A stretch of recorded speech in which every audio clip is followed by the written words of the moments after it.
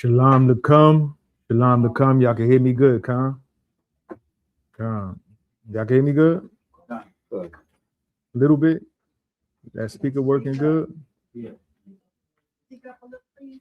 Con. All right. Let's see. Let's try this out. Is that better? Better. All right. I want to say shalom to come. Ashar Shabbat. What we gonna do today? Everybody remember what we went into last week? We went into the Council of Jerusalem, right? So, and we touched on Galatians chapter 1 and Galatians chapter 2. What we're gonna do today is go fully into Galatians chapter 3.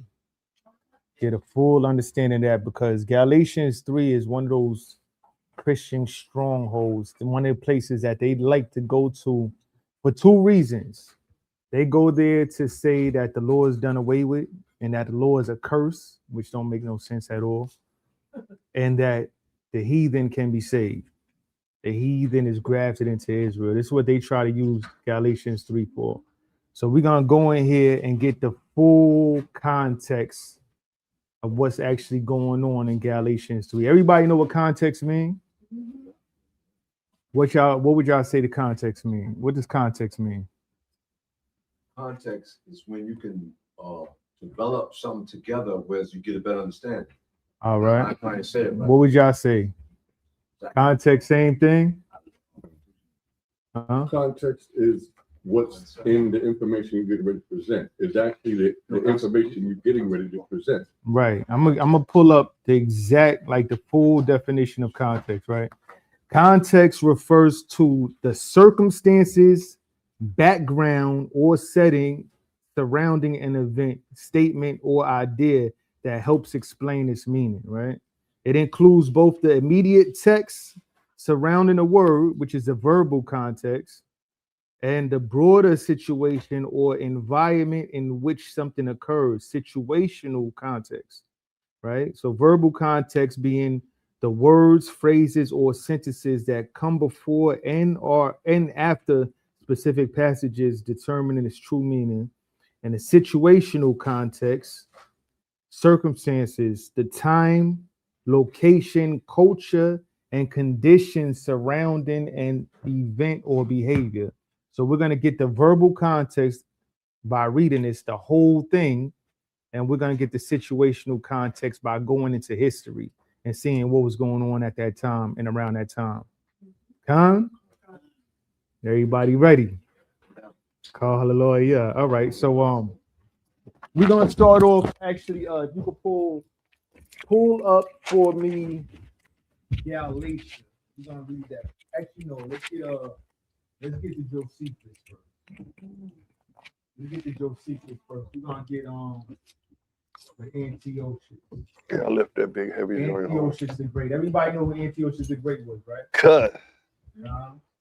It's not the same as Antiochus the Fifth. Nah, right. Well, his father. I slipped up. His father. Antiochus Epiphanes was the third son of Antiochus the Great. Right? And you got Antipater and so forth. Right. So you got, which one you got there? Yeah, Antipater or Antipater. Nah, not that. I was saying the Josephus, the Antiquity of the Jews. Which one that said? You know what? I was thinking another definition. We're gonna get, like I said, we're gonna go into a lot of history right now. Pronunciation. What that say on top? Antiochus. Antiochus. Antiochus. That one you just. Antiochus is closer because it has a CH. Go past, yeah, right there. All right. So this is what we're looking into. That's car. Are they able to see that on our screen? I like Antiochus better. In TV land? They're not able to see that in TV land? Yeah, let me put it up. Come. And we're gonna get the next one after this. We're not gonna read this one right here. I was just showing them where it was coming from. Antiquity of the Jews. We're gonna go into chapter 12. Book 12, chapter 3, verse 4. So we're gonna go to the next one after this. No, we're not gonna actually read this one. That was just showing them where it was coming from. Right? Next one, I believe that's it right there. Yeah. Yeah, so start at number 4. You see number 4? Come. We're gonna read The it. contents of this epistle. Right. Yeah. Context of this epistle. This is Josephus wrote this. To begin into some history on what was going I on. left that big book home. Huh? Left that big book home. Say that again? I left that big book home. Oh yeah, I got that at home too. There's a lot of books I got at home. Let me see what. Yeah, it's too much to bring here. Right? But we're gonna start there. Who's reading? I'll read. You want me to read from this? Huh? I'll read some Yeah, You want to read? I'll read some books. Who has them? I'll put it on. It's right there.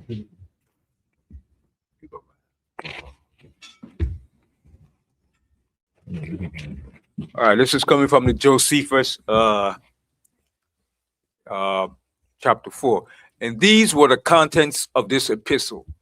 He also published a decree through all his kingdom in honor of the temple, which contained what follows. It shall be lawful for no foreigner to come within the limits of the temple round about. So what we're reading about, this is a letter that Antiochus the Great wrote, right? He wrote this letter actually to Ptolemy, and he's talking about how he's gonna grant Jews certain privileges, right? Read on. It says, it shall be lawful for no foreigner to come within the limits of the temple round about. So Which- he's actually letting us keep our laws. Like he's pushing it as law, like no foreigner could come to our temple. We know that's against the law. That's against our rules, right? Read on, Which thing is forbidden also to the Judites, right? unless those who, according to their own custom, have purified themselves. Mhm. Nor let any flesh of horses or of mules or of asses be brought into the city, Right? whether they be wild or tame. Uh-huh. Nor He that said, make sure you don't even bring that flesh into the city. Like he's really helping us enforce our laws, right? We don't.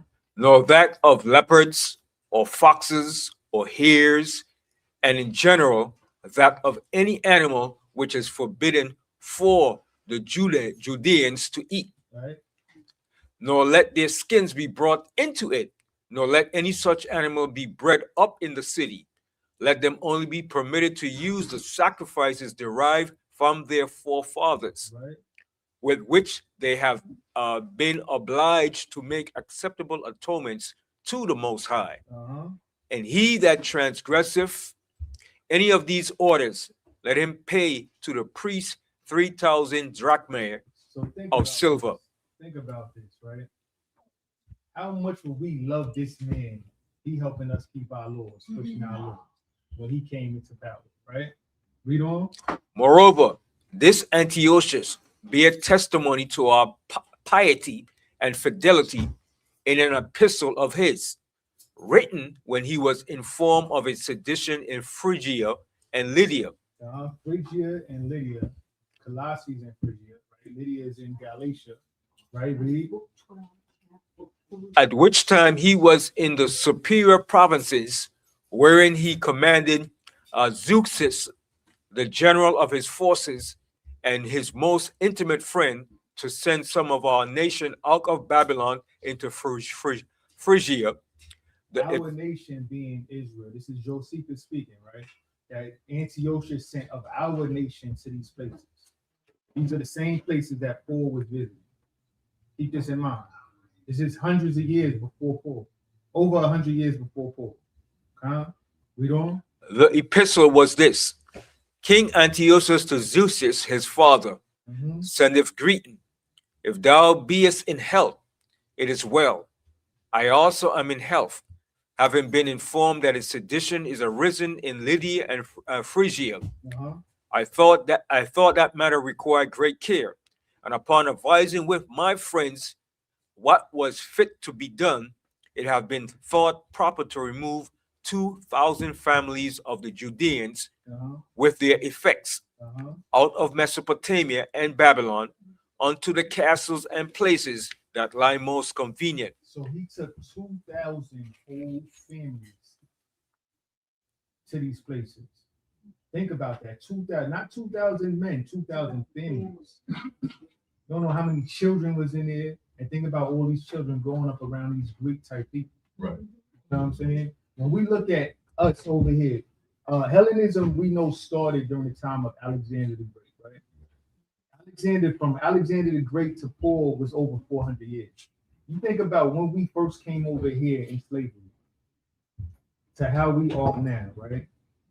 Our ancestors that came over here in slavery would not recognize it. They won't recognize who we are because we became what? Fully American. So over 400 years of Hellenization being going on. You got over here with Antiochus the Great. That's over 100 years. Well over 100. It was 100 years from his son. 140 years, I want to say, from his son moving into the time of Paul. You know what I'm saying? Think about all that time about people being over in these areas, right? But let's keep on reading. He says, so he sent 2,000 families of the Jews for us to help the Greek cause over there in Phrygia and Lydia. Y'all seeing this, right? Read on. For I am persuaded that they will be well-disposed guardians of our possessions. They're going to be well-disposed because he helping us with our Lord. We're going to help make sure that, the Greeks keep control of it. You know what I'm saying? Read on. Because of their piety towards the Most High, and because I know that my predecessors have borne witness to them, right, that they are faithful and with alacrity do what they are desired to do. Right. So we first was moved out. A lot of our people was first moved out during the time of Antiochus the Great. We, of course, was spreading around before, but now you got Jews moving to these specific areas in Asia Minor because Antiochus the Great took them there, right? You want to keep all this stuff in mind, right? So you could drop that one. We're gonna get we're gonna go into the Apocrypha. Let's get Book of the Maccabees, right? So you could drop these, right? Huh? You drop those up. Drop that? All right. Con, you could grab for me just to have it up and ready. Yes, sir. Oh, Actually, you could grab Galatians for me. Galatians for me. In the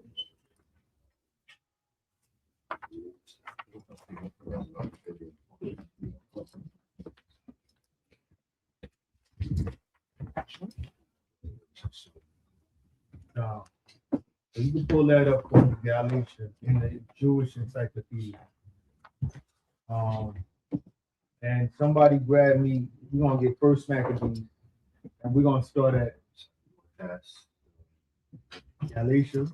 That one he was reading this. Not that one right there, because we're gonna go. There's a few other pictures up there. Got Galatians and the Jewish Encyclopedia. It's up there on one of those. Right, but First Maccabees chapter 1, and we're gonna read at verse 11. Actually, yeah, verse 11. We're at the book of First Maccabees, chapter 1, and verse 11. In those days went there out. Let's start up at verse 9. All right. Read out of First Maccabees, chapter 1, and verse 9. And after his death, they all put on crowns upon themselves. So it's talking about after the death of Alexander the Great, right? After the death of Alexander the Great, his 4 generals all put on their crowns. You had Lysimachus, Cassander, Seleucid, and Ptolemy, and they all had their areas, right? Right. Seleucid, when you look at the Seleucid dynasty, the Seleucids had the largest territory out of all the 4 generals, and Israel was part of that. Right. Israel, along with all the places that we see Paul going. Okay. Right, read on. So did their sons after them. So did their sons after them, which Antiochus was a direct descendant of Seleucus, right? Read on. Many years, and evils were multiplied in the earth. Right.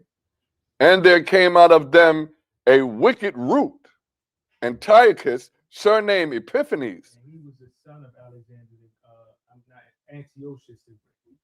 Antiochus the Great is known as Antiochus the Third, also known as Antiochus. I heard it said both. Yeah. Antiochus, Antiochus. I'm so used to saying Antiochus. Yeah, all of us. Right, and then you got Antiochus the Fourth, which is Antiochus Epiphanes. Right. Read on. Son of Antiochus the king, who had been an hostage at Rome. Who has been a hostage at Rome, right? Read on. And he reigned in the 138th and 7th year of the kingdom of the Greeks. Right. So he reigned in the 137th year of the kingdom of the Greeks, right? Read on. Verse 11. In those days went there out of Israel wicked men. So during this time, and everybody knows this is proven history.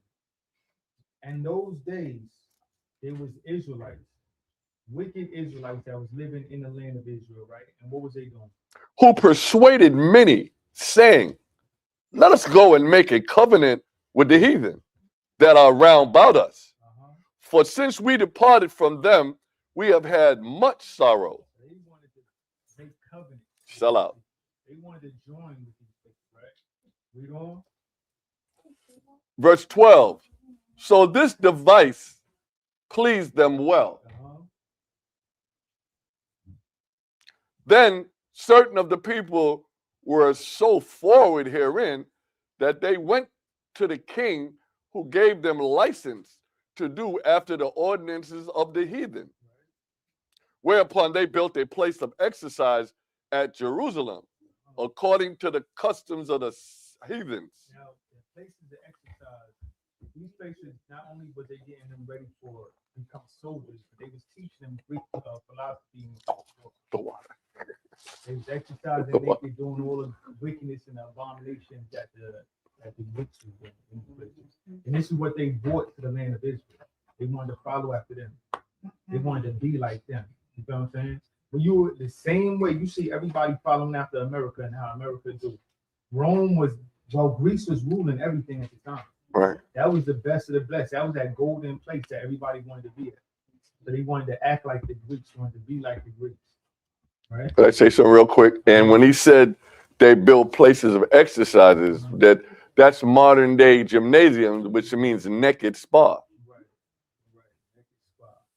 Right? But we keep on reading. That's a fact. Verse 14, whereupon they built a place of exercise at Jerusalem, according to the customs of the heathens, and made themselves uncircumcised, and forsook the holy covenant. I hear that, right? This is why one of the reasons why you hear Paul talking about circumcision and uncircumcision. We made ourselves uncircumcised spiritually, and they was actually going through procedures to make themselves uncircumcised again. Yeah, they was doing all that back then. Wicked. You know what I'm saying? But spiritually, we was making ourselves uncircumcised. Right. And we're gonna see how far this actually went, right? Keep on reading. And joined themselves to the heathen, and were sold to do mischief. This is going on in Israel. This is going on in Israel. Antiochus Epiphanes, also known as Antiochus Epiphanes or Antiochus IV, he ruled from 175 to 164 BC. Right? 175 to 164 BC. Wait a minute. The Maccabean revolt was from 167 to 160. Wait a minute. One more time for good measure, because I got it written down somewhere, but let me write it down in this class. Once, read it. Yeah, Antiochus Epiphanes ruled from 175 to 164 BC.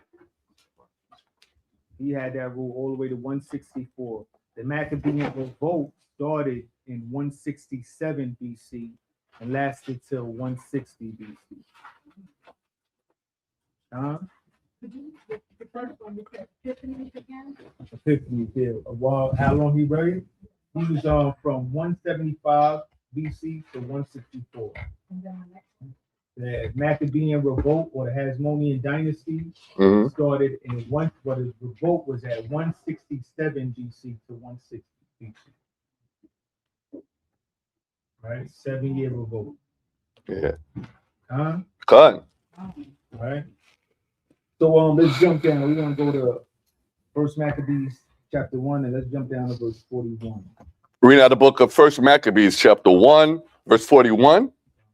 Moreover, King Antiochus wrote to his whole kingdom that all should be one people. So we got this Greek, right?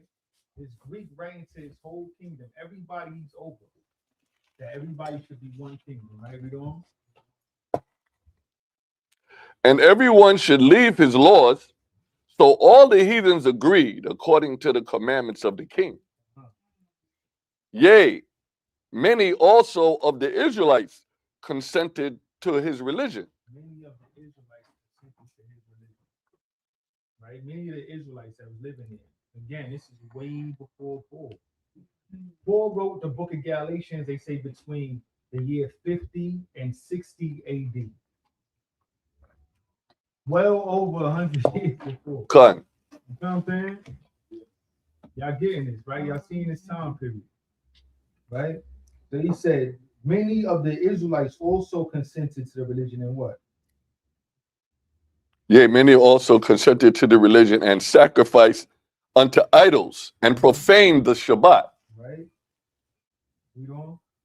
For the king had sent letters by messengers unto Jerusalem and the cities of Judah, that they should follow the strange laws of the land, Right? And do what? and forbid burnt offerings and sacrifice and drink offerings in the temple, and that they should profane the Shabbats and festival days. So we had a lot of people actually following this, Okay. not keeping our law. He said, make us all one people. Make us all one people, right? So if the king is not turning himself Jew, so And it almost seems like captivity, that's what we did. yeah, we always followed after people. Right. But this one we actually losing our heritage. For those Right, who this always knew this who we were. this one here, right? This one, he's taking it away because he's making us Hey, one shalom. people. Now he's a Greek, right? He's a Greek. We see even all the way from Alexander the Greek, he was pushing us to keep everybody to speak Greek. You know what I'm saying? So you're saying this then would be like the beginning of Hellenism. Exactly. It actually started hundreds of years before. Right. But this right here was really, this pushed it heavy in Palestine, in Israel. You know what I'm saying? So yeah, we keep on. Verse 46. And pollute the sanctuary and the holy people. Our people was being polluted, right? Pollute the sanctuary and holy people, right? We on. Set up altars and groves and chapels of idols, and sacrifice swine's flesh and unclean beasts. Right? This is what our people is doing in the Holy Land. Right? We don't Let me say something real quick. Uh-huh. Everything that Antiochus the Great had forbid, Yeah, his sons and his generations pushing it in this. So that's an important point. Right. His father kind of helped the cause, Right. and used that to have us on his side. Right. And his son turned around and said, "Nah, we changing all that." And you're still gonna be on our side. Yeah. Right. Verse 48. That they should also leave their children uncircumcised. This is the law. These are laws that he's making. Leave your children uncircumcised. This is why Paul was running into those issues with their circumcision. Why they having people that was uncircumcised in not only in our land in Palestine, but even more so in Asia Minor or in surrounding areas. Right? Let's read on. And make their souls abominable. Made our souls abominable. This is an abomination to the Most High. We got to keep this in mind. Most High means what he says, means what he say, and Say what he means. Right? You know what I'm saying? If he said, circumcision is the law, we got to do that. We have to do it. But at the same time, we see where it started and why people stopped doing it. All right, let's read on. With all manners of uncleanliness and profanation. Profanation. Read on. To the end that they might forget the law. This is the whole cause. So that we could forget the law. You got your people growing up as Greeks, they're not going to keep the law. They're going to forget that law. You got there. You said that you wanted to Yeah, get that, and we're gonna grab Hellenism right after that, and then Greece. Let me continue. Con. Verse 49. To the end that they might forget the law and change all the ordinances. Yeah, they change all the ordinances, change our laws, and start following after Greek laws, right? We don't. Verse 50.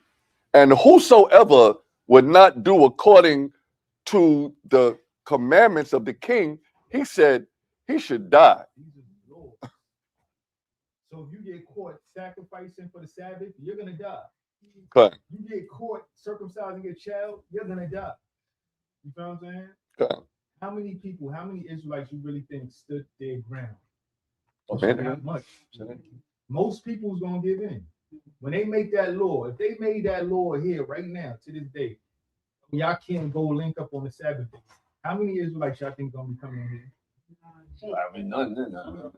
Some's gonna come. Some gonna have to stand their ground. Some have to come Yeah, some have to come. just because. There's gonna be a lot of Just people. because. There's gonna be a lot. You hear all this Israelite stuff online right now. It's gonna stop. Yeah. A lot of people are gonna be scared. You feel what I'm saying? We got to keep this in mind and think logically. The same way people do now, they was doing back then. Right? But let's read on. Actually, jump down to 54 real quick. Verse 54. Uh-huh. Now the 14th day of the month of Caslu, in the 145th year, they set up the abomination of desolation upon the altar and build idol altars throughout the cities of Judah on every side. They set up an idol of Zeus, right? Uh-huh. Read on. And burnt incense at the door of their houses and in the streets. And when they had rent in pieces the books of the law, which they found, They wrote in pieces the books of the law that they found, right? Read on. they burnt them with fire. They burnt them with fire. They burnt our books. Like they really was trying to keep us to not follow our laws. Stop following the Most High, right? Read on. And wheresoever was found with any the books of the testament, or if any consented to the law, the king's commandment was that they should be put him to death. Put him to death. You teaching this law, put him to death. Y'all talking anything about the law, put him to death. We Greeks now. You agree to the law. Right. If you agree to the law, put him to death. Right quick, remember the time my class I said was, don't be afraid to speak the truth and at the cost of death. Right. And we got to keep that in mind. This how we got to be. We're gonna have to make sure that we stay firm on this truth, because there's gonna be a time where this stuff is gonna happen again. We're gonna be tested to blood, right? But yeah, let's keep on. Verse 58.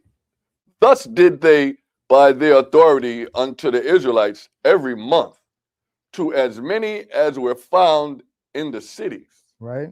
Every month they was doing this, right? Going out there searching for us, putting our people to death. Right? Read on. Like modern day task force. Right. It's a task force every month. Mm-hmm. 59. Now the 5 and 20th day of the month, they did sacrifice upon the idol altar, which was upon the altar of the Most High. Uh-huh. At which time, according to the commandment, they put to death certain women that had caused their children to be circumcised. So we know, same thing. We all hear about that, the Willie Lynch letters, the Willie Lynch theory and all that. What they did was they made it so bad that the women would teach their children how to survive, Right. how to follow the master, right? Make the men more feminine and the women more masculine. To this day. To this day. And we still see how it did to this day. It's still going on. You feel what I'm saying? So they know that these children and these women is getting put to death for being circumcised. These women's going to stop circumcising their children. They're not going to teach their children law. They want their children to survive. Right. This same thing is going on. In the system. In the system, right? Let's read on. Verse 61. Uh-huh. And they hang the infants about their necks. Imagine women seeing this. Imagine, all of y'all are mothers here, right? Imagine if y'all seen this. How y'all feel? Y'all seen a woman's child getting hung. Most likely, y'all not gonna want to, circumcise your children. That's a hard thing. That's a hard thing to go through. But we got to stand firm for the Most High's laws, regardless, right? Read on. And rifled their houses. Rifled their houses, And slew them that had circumcised them. Howbeit, many in Israel were fully resolved and confirmed in themselves not to eat any unclean thing. Right. There's many that believe, many that knew, okay, we can't do this. And they followed the true laws of the Most High, right? But what? Wherefore they chose rather to die, Mm-hmm. that they might not be defiled with any meats, and that they might not profane the holy covenant. Right. So then they died. Uh-huh. And there was very great wrath upon Israel. There was very great wrath on Israel. Right. This is just the start of the Hellenization period in Israel, in Palestine itself. Keep in mind, we already had brothers that were sent all over Asia Minor. We had families all over Asia Minor that was following after Greeks. Right. But let's jump to 2 Maccabees chapter 6. Second man. Yeah, 2 Maccabees chapter 6, and we're gonna start at verse 1.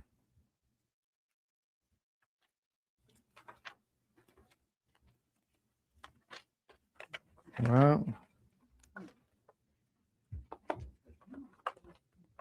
Read out the book of 2 Maccabees, chapter 6, and verse 1. Uh-huh. Not long after this, the king sent an old man of Athens to compel the Jews to depart from the laws of their fathers. Right. They was really on it, trying to compel us not to keep our laws. Right, we doing? And not and not to live after the laws of Yahweh, Mm-hmm. and to pollute also the temple in Jerusalem, and to call it the temple of Jupiter Olympus. So we see what idol they actually put up in our temple, known as Zeus, also known as Jupiter, right? Read on. And that in Gerizim of Jupiter, the defender of strangers, Mm-hmm. as they did desire that dwelt in the place. Uh-huh. The coming in of this mischief was sore and grievous to the people. Right. For the temple was filled with riot and reveling by the Gentiles. We just read how it's abomination for the heathen to enter our temple. They wasn't even supposed to come near it. But now you got them having parties, orgies in the temple, wailing in the temple. Right? Read. Who dallied with harlots, Had harlots, prostitutes in our temple. and had to go with women within the circuit of the holy places. In the holy places, they doing their thing. Holy of holies. Right? Read on. And besides that, brought in things that were not lawful. Uh-huh. The altar also was filled with profane things, which the law forbiddeth. Uh-huh. Neither was it lawful for a man to keep Sabbath days or ancient feasts, or to profess himself at all to be a Jew. It was unlawful to profess yourself at all to be a Jew. You couldn't even call yourself a Jew. So if you can't call yourself a Jew, the law came out that if you do, you're going to die. What you going to call yourself? What's your king? Greek, right? This is how it all started. Y'all getting this? Y'all, everybody following, right? Sure. This is how it all started, right? So let's read this real quick. What you had, Galatia, and then we're gonna read Greek after that, and then Hellenism. We painting a picture. We painting a picture before we get into what we getting into today is Galatians chapter 3. We touched on 1 and 2 last week. Those that didn't see it, go back and get in and look at the video. But we're gonna get into 3. Reason being, 3 is one of those places where a lot of Christians like to go, for 1, to say that the law is done away with, and 2, that the heathen can be saved. And we're gonna get the full understanding of this today, right? So you call that and read that out, Baba Kushah. Tell them where you at. This is Galatia by Joseph Jacobs and Max Schlosinger. This is in the Jewish Encyclopedia, right? And an inland district of Asia Minor, and after 25 BC, a province of the Roman Empire. Uh-huh. There was a Jewish settlement there. So we know that there's a Jewish settlement there. The next thing that we read is gonna help you understand a little better. When they say Jewish settlement, they're dealing with those that speak Hebrew. They're dealing with those that keep the law, right? That's what they're talking about, right? But read on. Which may have been founded by Antiochus the Great, right? Read on. who sent many Jewish families to Asia Minor as colonists. Which we read about in Josephus, right? Read on. A proof of the existence of Jews in Galatia, The proof. Peep this. This is peep what they say here. The proof that there is Jews in Galatia is what? according to many, is given by an edict of Augustus, which, according to Josephus, I don't know, 16:6 was Antiquities pu- of the Jews, right? But you keep Ka- on. Antiquities Uh-huh. was published in Ancyra, the metropolis of Galatia, but the reading of the word Ancyra is doubtful. A better proof may be had from some inscription found in Galatia relating to Jews, CIG number 1429, bulletin, Yeah, you the can go, correspondent. you go down a little bit. This is what I really wanted right here. Go down to where it says the chief proof. The chief proof being the main proof, the main way they know, right? Everybody know what the chief is, the head, Okay, right? The chief proof, however, of the existence of Jews in Galatia is the fact that St. Paul sent thither a general epistle known as the Epistle to the Galatians. Do everybody understand what that just said? Everybody understand what I just said? Read that Said- again. The chief proof, however, of the existence of Jews in Galatia is the fact that St. Paul sent thither a general epistle known as the Epistle to the Galatians. The main proof that they know that there was Jews in Galatia is because Paul wrote there. That's a lot. This Meaning that Paul only wrote to where the Jews was at. He didn't write anywhere else. He wasn't going to nobody else. You said this is the Jewish The encyclopedia? Jewish encyclopedia says it all the way at the top. It should say it all the way at the top, right? So it says the chief proof is that Paul sent a letter there. So he only wrote to Jews, right? Keep on reading out.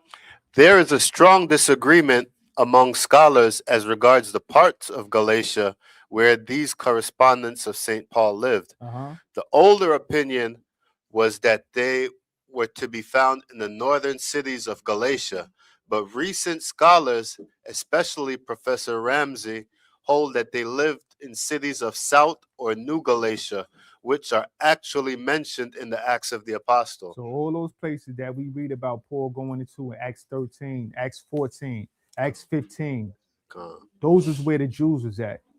And that's where Paul was writing to. Making sense? See, they know who Paul was writing to. He didn't send letters nowhere but where the Jews was at. Right? Now let's go to give me Greece. Greece it's in the Jewish encyclopedia also.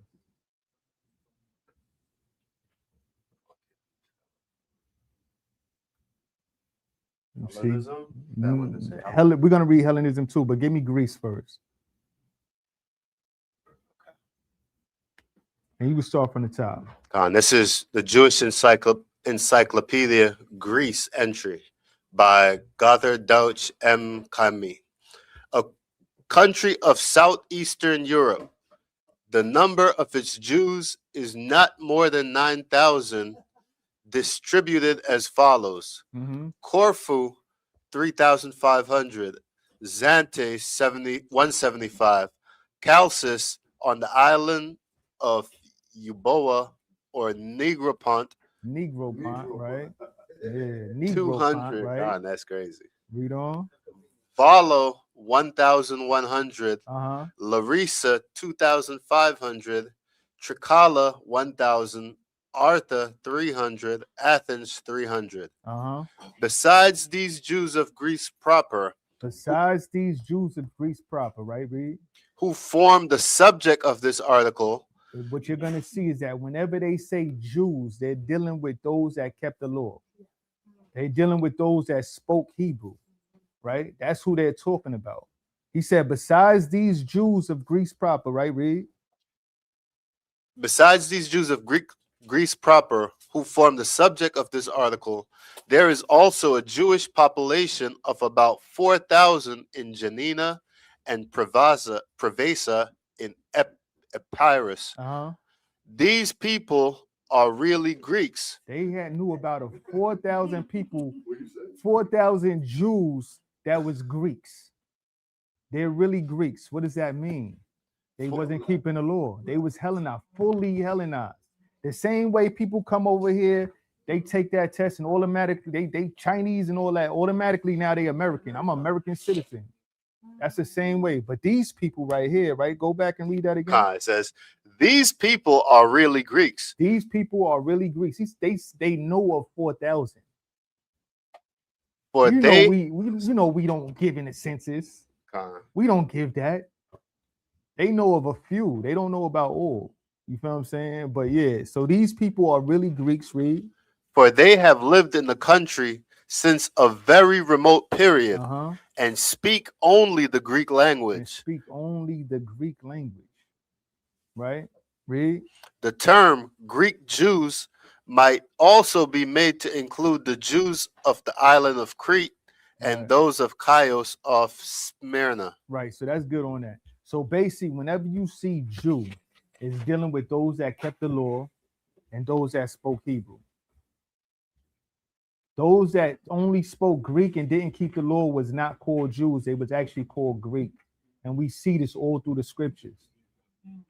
Right? This in history and in scriptures. Grab me also Hellenism. The Hellenism up there. We're going to read that real quick for them. It's actually 2 pages on Hellenism. We're not going to read the whole thing.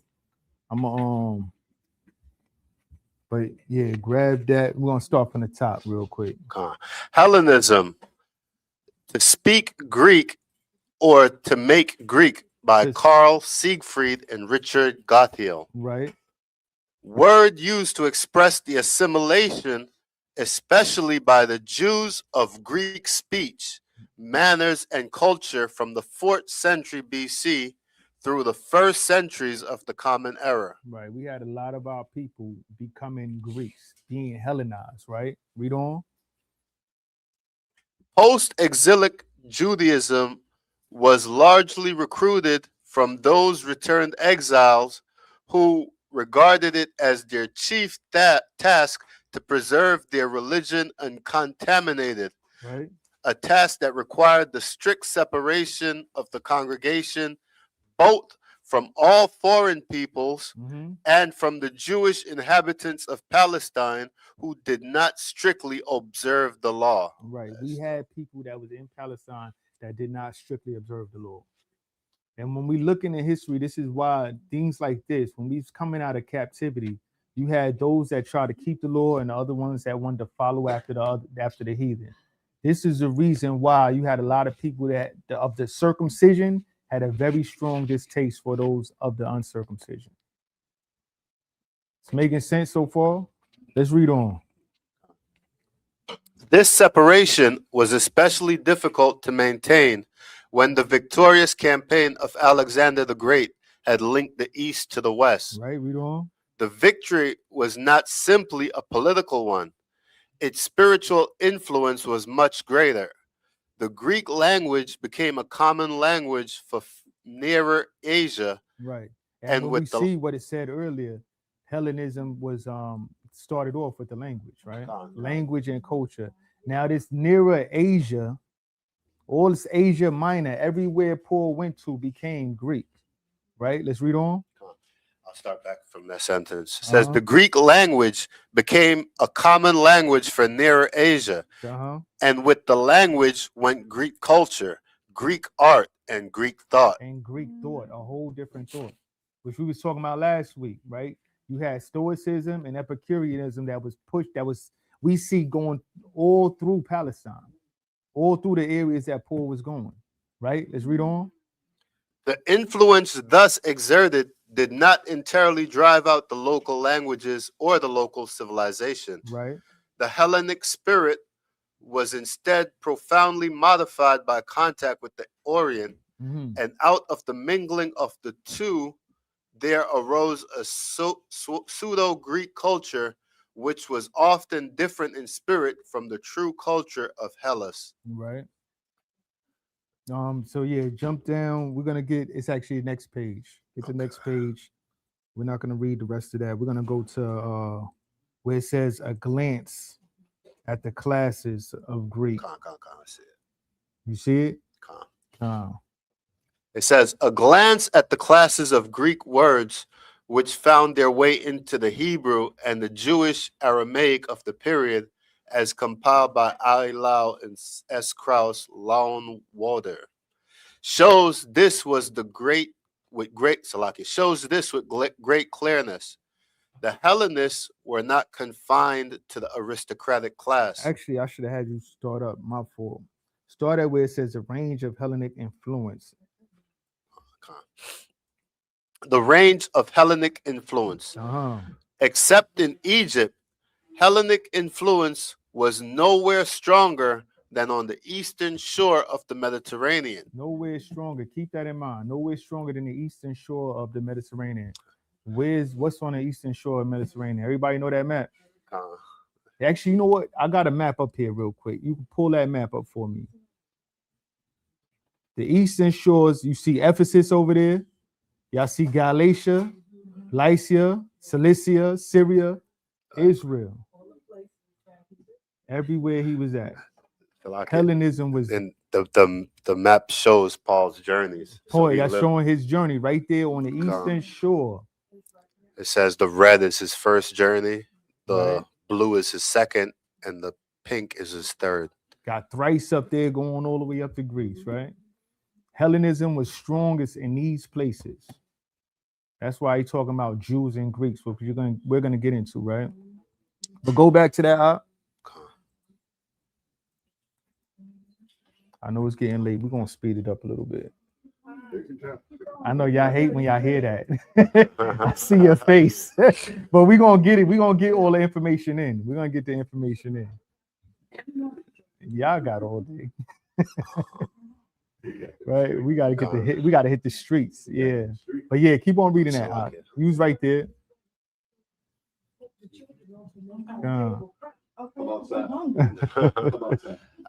It says, I'll start again from the top. The range of Hellenic influence. Except in Egypt, Hellenic influence was nowhere stronger than on the eastern shore of the Mediterranean. So he said, except in Egypt, it was nowhere stronger than the eastern shores of the Mediterranean. Everywhere Paul was going, right? Read on. Greek cities arose there in continuation or in place of the older Semitic foundations and gradually changed the aspect of the country. Such cities as Raphia. Now these are cities in Palestine, in Israel, that they're naming right here. Gaza. Ashkelon, all in Israel. Read on. Azotus, Jabni, Jaffa, right where Peter was when he got the message. Right, read on. Caesarea, where Cornelius was from. Him and his family, right? Read. Dor, and Ptolemais. Right, read on. It was especially in eastern Palestine that Hellenism took a firm hold. A firm hold. This is why you see when they going in there and they talking about the Greeks was beefing with the Jews, right, in Palestine. Right, read on.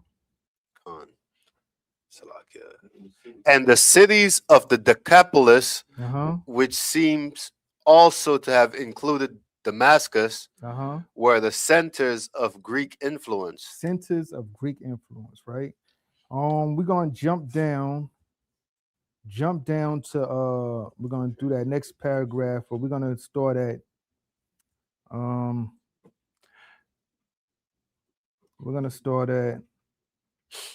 just read at a glance. That's crazy. Again. This stuff is it's a lot. It's to go into these, go deep. We, like I said, we trying to jump through because there's a lot to read. But read these things, go into them. All them churches, they got the churches too. All the churches. Ephesus is a good one to read. We're not gonna go into that today. You feel what I'm saying? But go into these, right? Let's read on. A glance. Go to a glance. A glance at the classes of Greek words which found their way into the Hebrew and the Jewish Aramaic of the period, as compiled by I. Lowe in S. Krauss Lane Water, shows this with great clearness. The Hellenists were not confined to the aristocratic class, So it wasn't only the leaders. It wasn't the high ups, right? It was all through Israel, from the top to the bottom. Read. but were found in all strata of Jewish society. Though the aristocrats naturally profited more from the goodwill of Hellenistic rulers than did other classes. Right. The Jews thus became sharers in a world culture, if not in a world empire. It was a denationalizing influence. Down our nation, basically, right? Read on. Influence from the strictly Jewish point of view. This was the principal reason for the dislike which many Jewish teachers felt for things Hellenic. This is why there was a real big dislike for the Jewish teachers for everything Hellenic. This is why there was a contention between the Jews and the Greeks that we read about. Everything's making sense so far, right? We're going to get into these scriptures real soon. Now grab me one more.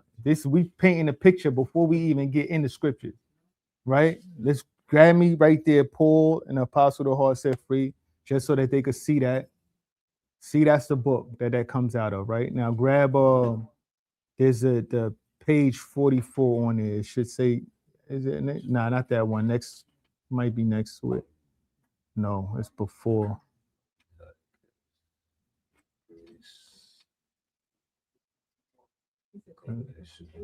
"44. 44, and go down to where it says, what does it say? Hebrew or the Hebrews, I believe it say. Give me a quick second, let me find it. Hebrew born of Hebrews, the second Yeah, place. in the second place, yeah. It says, actually, you could read from there in the second place. in the second place, he describes himself as a Hebrew born of Hebrews.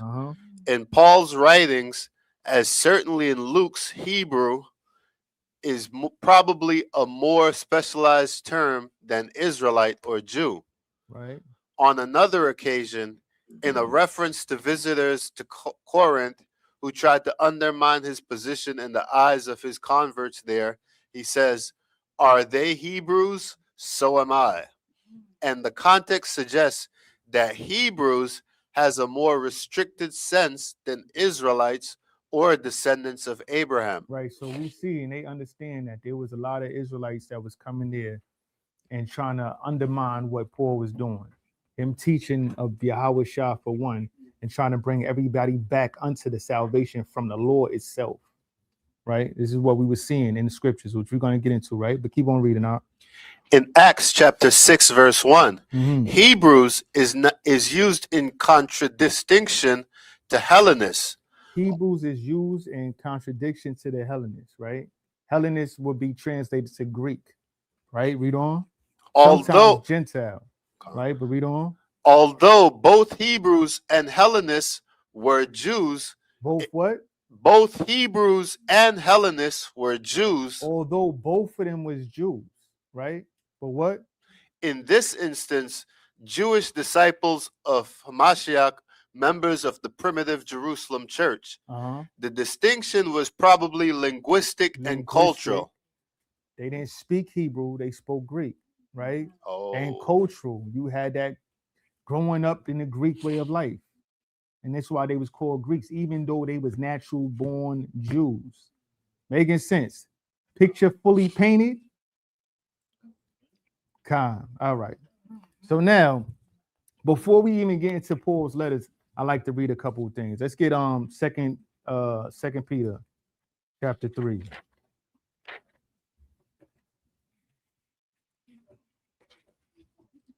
Second Peter chapter 3. We're going to start at verse 15. So now we see Jews being called Greeks, Jews being called Gentiles. We're seeing Jews in these areas. We're seeing them being Hellenized, right? So we're going to get 2 Peter chapter 3, verse 15. Now we're going to try to get an understanding of what Paul was saying when he was talking. Read out 2 Peter chapter 3, verse 15. And account that the long suffering of our Hamashiach is salvation. even as our beloved brother Paul. Well, we want to keep in mind, right? Peter walked with Yahushua. Peter knew Yahushua. That's the rock right there. Paul Cut. never met Yahushua. Peter knew Yahushua and he knew Paul. You feel what I'm saying? So what does Peter say about Paul, right? Just read on. Also, according to the wisdom given unto him, hath He let it written be unto you. known that he had a lot of wisdom, right? Read on. Verse 16, as also in all his epistles, speaking in them of these things, in which are some things hard to be understood. Keep in mind, all the way back then, we got what's called lost in translation. What's up? Because if you look at some of the commentaries, Mhm. they try to pit Peter and Paul against each other, Right. and say that they were enemies. Right. But how can you be enemies when you're both teaching about The same Mashiach thing, or right. teaching about the good news? Yeah. Yeah, they was definitely not That's what enemies. People will do. They'll try to say, "Oh, they were enemies." Yeah. Because they would always say now, because and that's where the Christians get it that everybody is supposed to be saved. Because Paul went to the heathen. No, he didn't. Nah, He went to which we gonna only get. our people. Right, which we That's gonna why he get. said there is no Jew or Greek. Here, let's get But that get real another- quick, that's why Yahushua said, if they're not against us, then they're for us. Right, All right. right.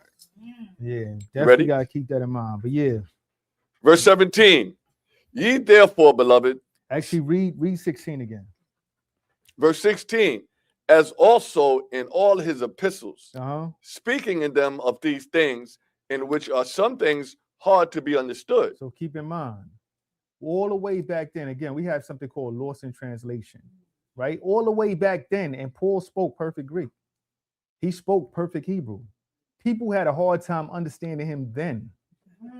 Then you translate it into English. Imagine how they're gonna look at it now. He letting it be known, like, yo, they not understanding what he's saying. They're not understanding him, right? Read on. Which they that are unlearned They that are unlearned in what? Let's keep on reading. and unstable Uh-huh. rest, Uh-huh. as they do also the other scriptures. What's the other scriptures? The law, the prophets, because the New Testament didn't even exist at this time. So they're wrestling with Paul's letters against the law and the prophets. He said they're unlearned. Once you get the understanding of what was going on, because Paul cannot be saying anything other than what the law was saying, anything other than what the prophets were saying. If he was, you got to throw him out. He going against the word of the Most High. But Paul let it be known that he wasn't teaching that. Right? Let's keep on reading though. Unto their own destruction. People is doing that to their own destruction. If you feel Paul said the law is done away with and you want to follow that, you're doing that to your own destruction. You're going to suffer for that. Right? Let's read on. Ye therefore, beloved, Uh-huh. seeing ye know these things before, You knew these things before. You already knew. You already came up in the law. You already know what it is. Right? Read. beware lest ye also, being led away with the error of the wicked, Uh-huh. fall from your own steadfastness. We want to make sure we following the law. We want to make sure we following what the Most High say. We want to make sure what we reading, that it all has to coincide with what the scriptures told us before, right? So let's see what Paul says. We want to get Paul's own words, right? Let's get Acts. We're going to get Acts chapter 26. Acts chapter 26 and verse 22. And this is Paul speaking here.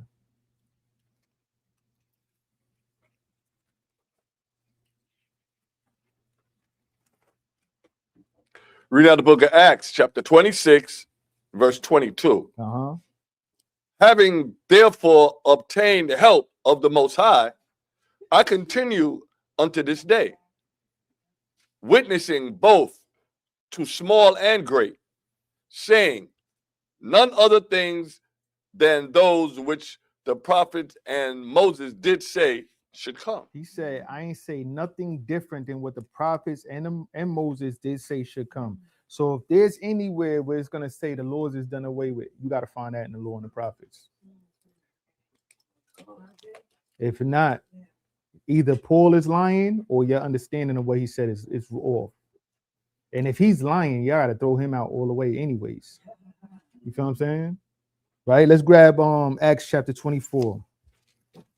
Acts chapter 24, and we're gonna read verse 14.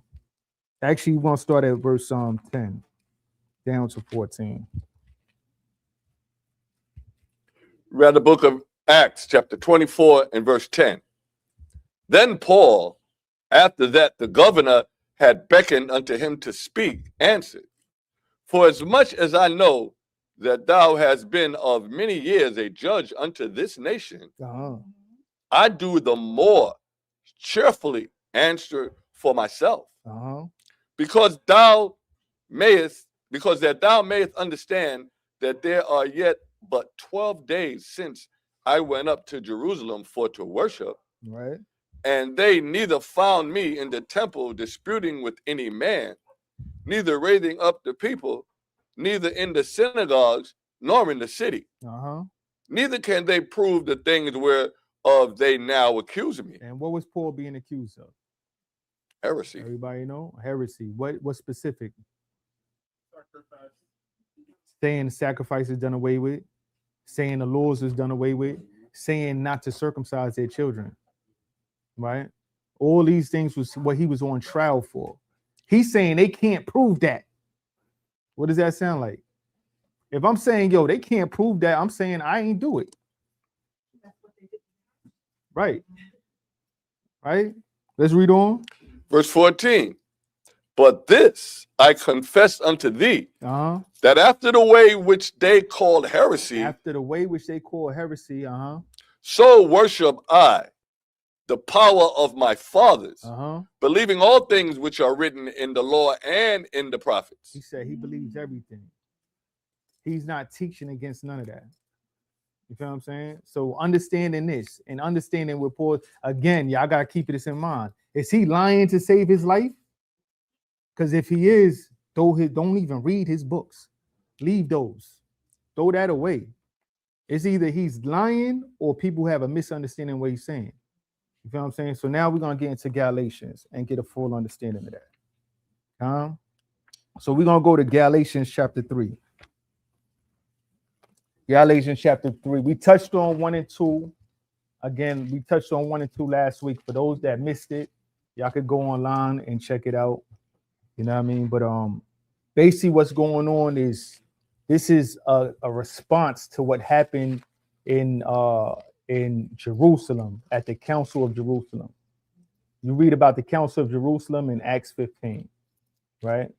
What happened was there was people that crept into the churches and told people that they would not be saved unless they were circumcised at the manner of Moses.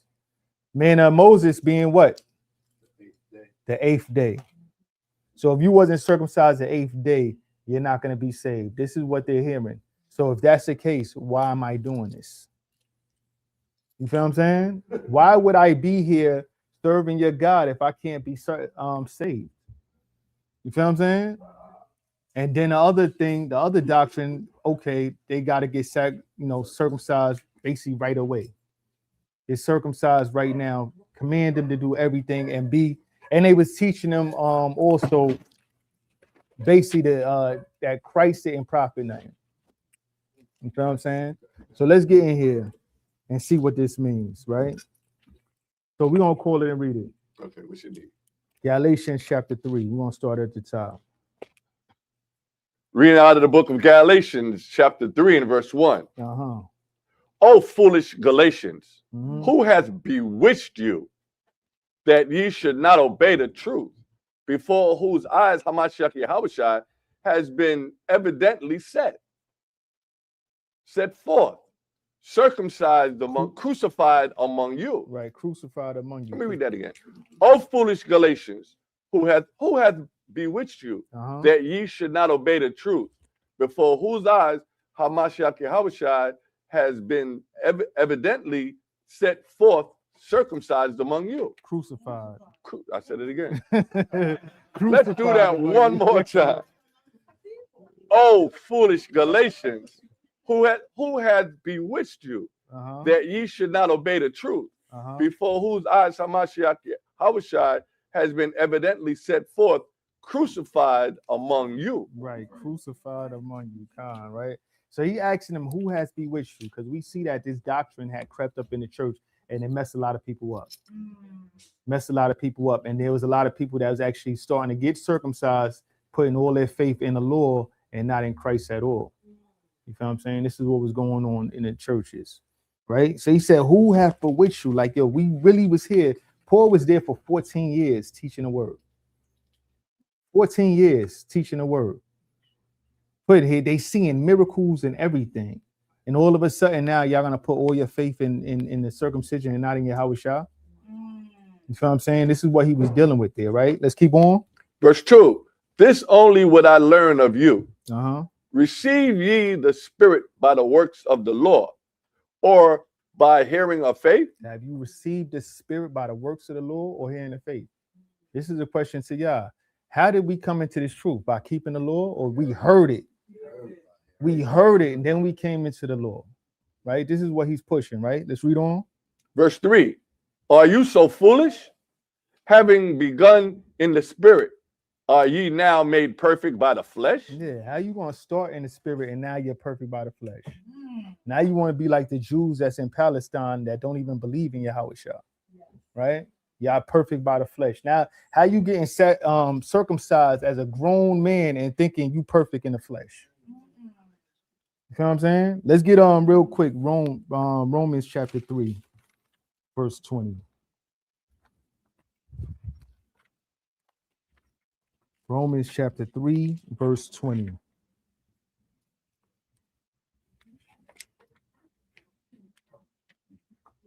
Reading out the book of Romans chapter 3 and verse 20. Therefore, by the deeds of the law, there shall no flesh be justified in his sight. And by the deeds of the Lord shall no flesh be justified in the Most High sight. By the deeds of the Lord would nobody be justified, right? But let's keep on reading.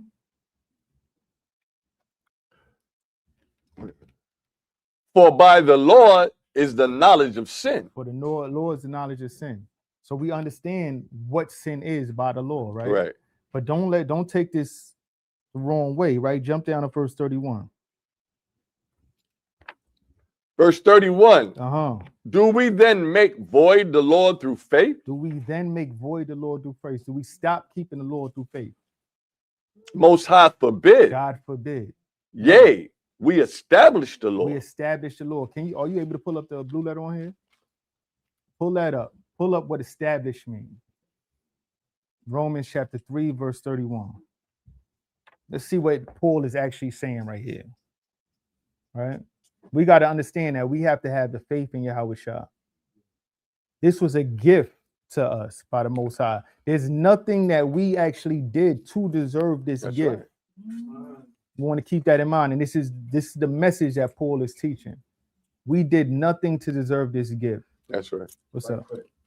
Said, what we deserve, we don't get. And what we don't deserve, we get. We all deserve death. I'm gonna keep it funky. Romans 3, 31. We all deserve death. I'm gonna keep it funky. We don't deserve nothing. But could I read this real quick while you find that? If you don't mind. This is one of my favorites to keep. You got to keep in mind because it's going right with what he said. My favorite, where we at? Titus 3 and 3.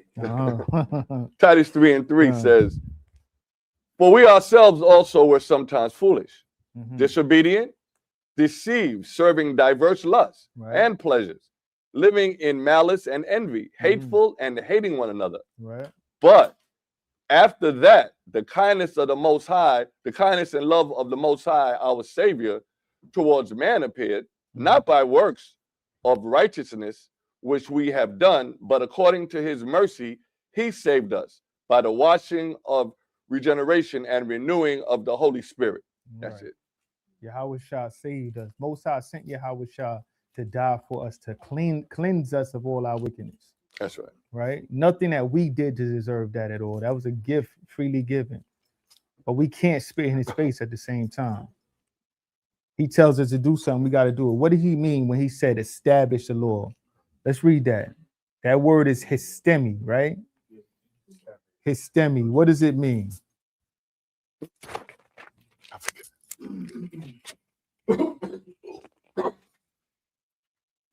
So like it says, histemi, a verb, a prolonged form of the same meaning of stale. So like, Yeah, you go down to it says to cause or to make stand, to place, to put, to set, to bid, to stand by. to bid, to stand by. We got to stand by that law.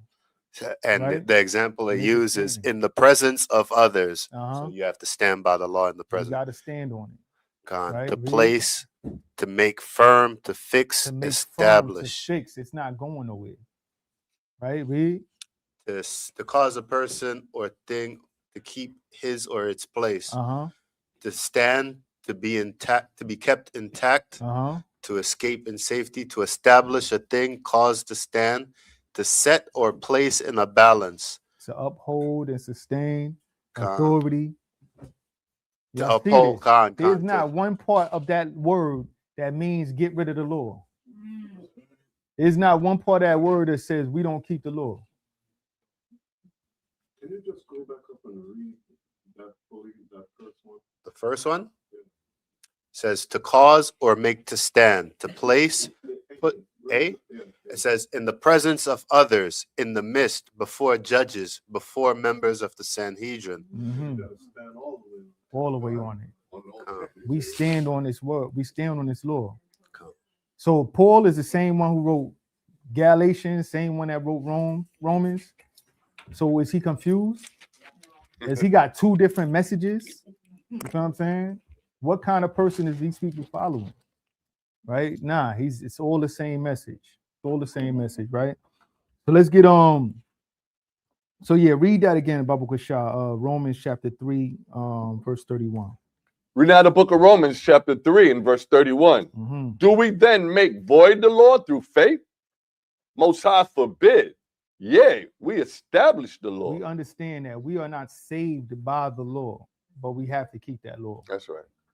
You cannot be a follower of Christ and a sinner at the same time. Everybody know what sin is. Transgression, right? of, Transgression of the law. It's not even, it's not even a debate.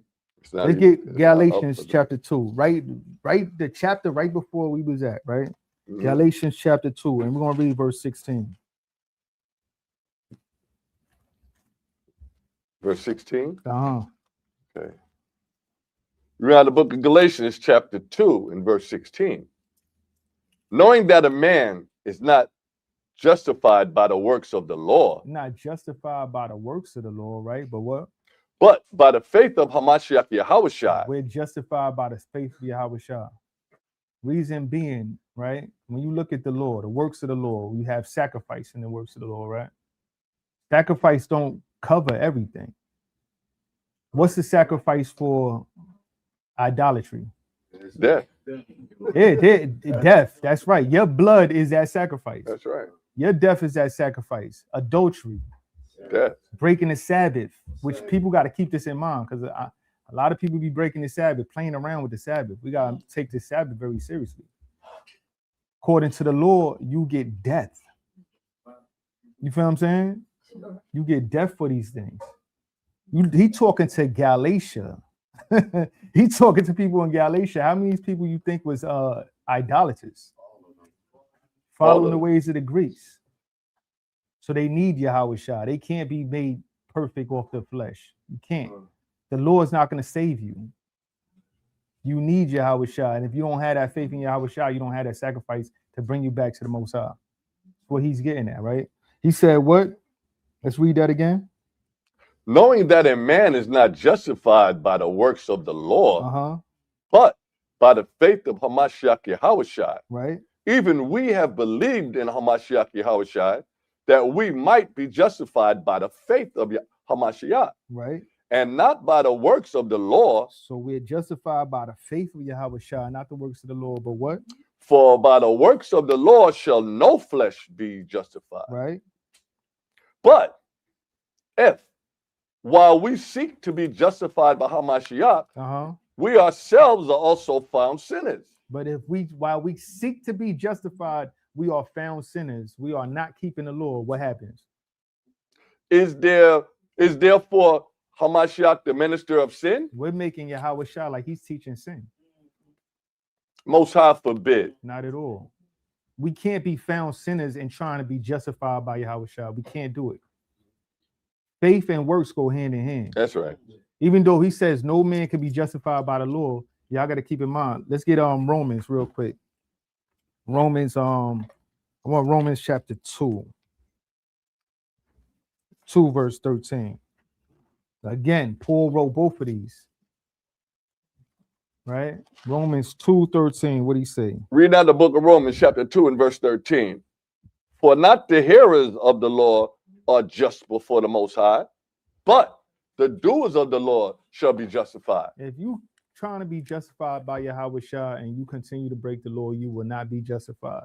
You have to be a doer of the law to be justified. Right? Let's get James. It's making sense. Trying not to confuse anybody, right? James chapter 2. James chapter 2, verse 22. Right? You said James? Yeah, James chapter 2, verse 22. We gotta have both. Right? Actually, start at let's start at we're gonna start earlier. Let's start at 18. Read out the book of James, chapter 2, verse 18. Yea, a man may say, thou hast faith, and I have works. Show me thy faith without thy works, and I will show thee my faith by my works. We show our faith by our works. You gonna say something? You should probably start a little bit. At 17? I mean at 16? Yeah, Read out the book of James, chapter 2, verse 16. And one of you say unto them, 15? Verse 15. If a brother or sister be naked and destitute of daily food, and one of you say unto them, depart in peace, be ye warmed and filled, notwithstanding ye give them not those things which are needful to the body, what doeth it profit? Right. So you just saying something. Oh, depart and be filled. Be warm, be filled. And you're not helping them. You're not doing the work. You know what I'm saying? It's just that's what I'm getting ready to say. Exactly. Sound like Pastor Ovaltine. Right. Give him your tithes. Yeah, right. Give him your tithes while you waiting for the bus and he driving a Bentley. You need help. Go. You need help with your rent. Go with God. Go with God. Go with God. Remember the devil taught us how to subtract, take away? Yeah. Come. Let's keep on though. What happened? Oh, let's keep on reading. I went all the way back. I went all the way and started with 15. He said to go back to 15. It was 18. Let's do this again. Verse 15. If a brother or sister be naked and destitute of daily food, and one of you say unto them, depart in peace, be ye warmed and filled, notwithstanding ye give them not those things which are needful to the body, what doeth it profit? All right, read on. Even so, faith, if it has not works, is dead, being alone. Faith without works is dead, being alone. You got to have the two. Got to have the faith. You got to keep the law. You got to do the work. Right, read on. Yea, a man may say, thou hast faith, and I have works. Show me thy faith without works, and I will show thee my faith by my works. These Christians will tell you they have faith. They have faith and don't do not one thing the Most High told them to do. We show our faith by our works. We understand that Yahweh Shah died for us to bring us closer to the Most High, but we have to be keeping those laws. That's how we show our love. Love in the Hebrew term, ahab, is an action. It's not a feeling. It's a verb. It's not a, we got to understand too, when we look at the Hebrew language, right? The Hebrew language is a concrete language. When you look at Greek and English, it's more abstract. They talk about feelings and all that. Where Hebrew, you deal with the five senses. You Right. feel what I'm saying? What you see, what you taste, what you smell. You feel what I'm saying? It's concrete. Love is in action. We got That's to right. show that love. I can't tell a woman I love her and I'm smacking her every day. You feel what I'm saying? She not with how you love me. You feel what I'm saying? We got to show that love, right? But let's read on. Let me read 19. Yeah. Verse 19. Thou believest there is one power, right? Uh-huh. Thou doest well. Uh-huh. The devils also believe and tremble. And they'll tell you faith alone, right? Faith alone, grace alone. Devils believe and also Yeah. tremble. Right? Read on. But wilt thou know, Uh-huh. O vain man, that faith without works is dead? Faith without works is dead, right? Keep on. Was not Abraham our father justified by works? Now we already know, and Paul is actually going to go into this more so while we read in Galatians 3, talking about how Abraham, our father, was justified by faith. He had faith in the Most High. He had so much faith that he listened when the Most High told him to do something. He didn't ignore it. You can't ignore the Most High and say That's you right. have faith. He said he was justified by the works, right? When he did what? When he had offered Isaac, his son, upon the altar. And he did that because he had faith in the Most High, that the Most High was going to do what he said he was going to do.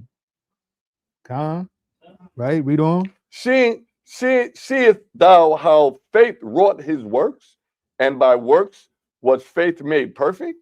Faith is wrought with his works, and by works was faith made perfect. Them two go hand in hand. We got to have that. We got to have that, right? Paul was never teaching against the law, right? So let's go back to Galatians. Galatians, and you can read we was at verse 3. Read verse 3 again. Galatians. Should have kept it. Galatians chapter 3, verse 3.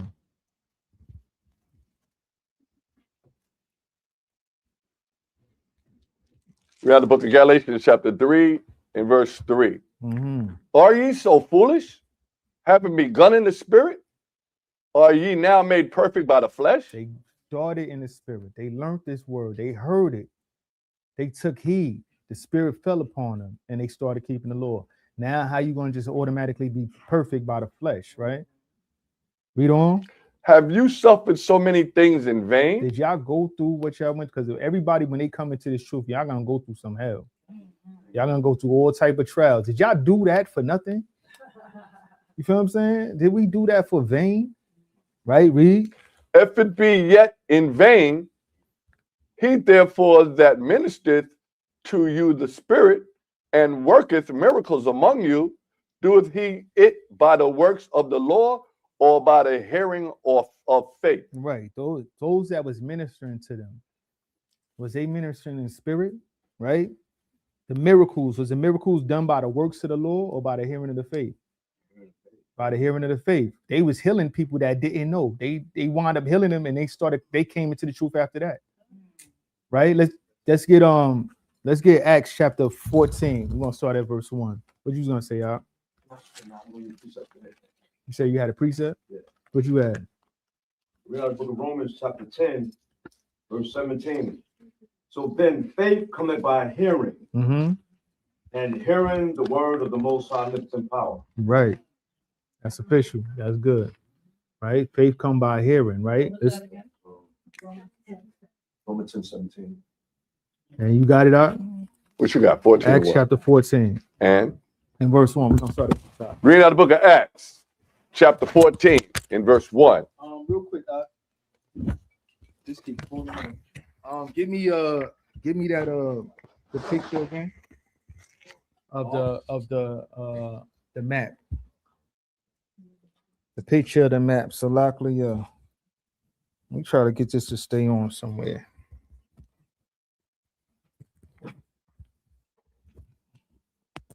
Y'all can hear me good, Con? Yeah. Con. All right, so yeah. What's up? Acts 14 is going with verse 5. Con. We're gonna see what was going on in Galatia at the time, right? So everybody could see this map, right? Acts 14, and we're gonna start at verse 1. Read out the book of Acts, chapter 14, and verse 1. And it came to pass in Iconium that they went both together into the synagogue. So you see Iconium, right? Where Iconium's at? It's small up here. Everybody see where that's at? Where's that at? It's in Galatia. Galatia, right? Iconium, right? Read on. That they went both together into the synagogue of the Jews, Uh-huh. and so spake that a great multitude, both of Jews, also of the Greeks, believed. Also of the Greeks believe. We already went through who was the Greeks, right? We already went through that. Go ahead. These Greeks that was over here. It was Israelites that was, coming back to their ways, right? But read on. Verse 2. But the unbelieving Jews Uh-huh. stirred up the Gentiles Uh-huh. and made their minds evil affected against the brethren. Right? You see how it says they stirred up the unbelieving Jews, the ones that didn't believe in Yahweh Shah, stirred up the Gentiles and made their minds evil affected against the brethren. Showing these are the same people. Showing it's the same people. You know what I'm saying? Let's read on. Verse 3. Long time, therefore, abode they speaking boldly in Hamashiach, Uh-huh. which gave testimony unto the word of his grace, Right? and granted signs and wonders to be done by their hands. Right. So they speaking boldly and bringing out Yahweh Shah out there boldly and doing signs and wonders while they speaking. Right? Read on. But the multitude of the city was divided, Uh-huh. and part held with the Jews and part with the apostles. Mm-hmm. And when there was an assault made both of the Gentiles and also of the Jews with their rulers to use them despitefully and to stone them, Right. they were aware of it and fled into Lystra. Unto Lystra. Everybody see Lystra up there, right? See where he at? Lystra's in Galatia, right there, a little bit under Iconium. Going down, right? Read on. And Derbe, cities of Lycaonia, And Derbe, right there, right next to Lystra, right? Read on. and unto the region that lieth around about. So when you read this, and Acts is very good to read. It gives you a better understanding of where Paul was at when he was dealing with these and what he was going through when he was writing these letters to these churches, right? Read on. And there they preached the gospel. And there they preached the gospel, right? In Galatia, read on. And there sat a certain man at Lystra, Uh-huh. impotent in his feet, Uh-huh. being a crippled from his mother's womb, Being a cripple from his mother's womb, right? Read. who had never walked. Never walked. Never ever walked, right? Read. The same heard Paul speak, Uh-huh. who steadfastly beholding him and perceiving that he had faith to be healed. Had faith to be healed. This is what we getting at. This is why we came here. So he was paying attention. He was paying attention. He was listening. He's sitting there listening, hearing them, and Paul seeing how he's into it. He like, yeah, this man got that faith. He got enough faith to be healed. It wasn't from the works of the law. He had that faith to be healed. Right? Read. Said with a loud voice, stand upright on thy feet.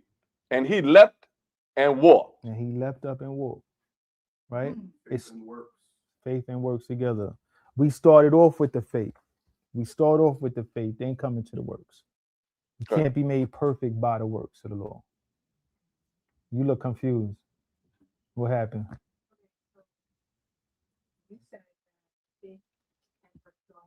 Hand in hand, yes. Exactly. It starts off with the spirit, with the faith. First you hear. Read that what you had again. Romans 10. Romans 10, 15, 17.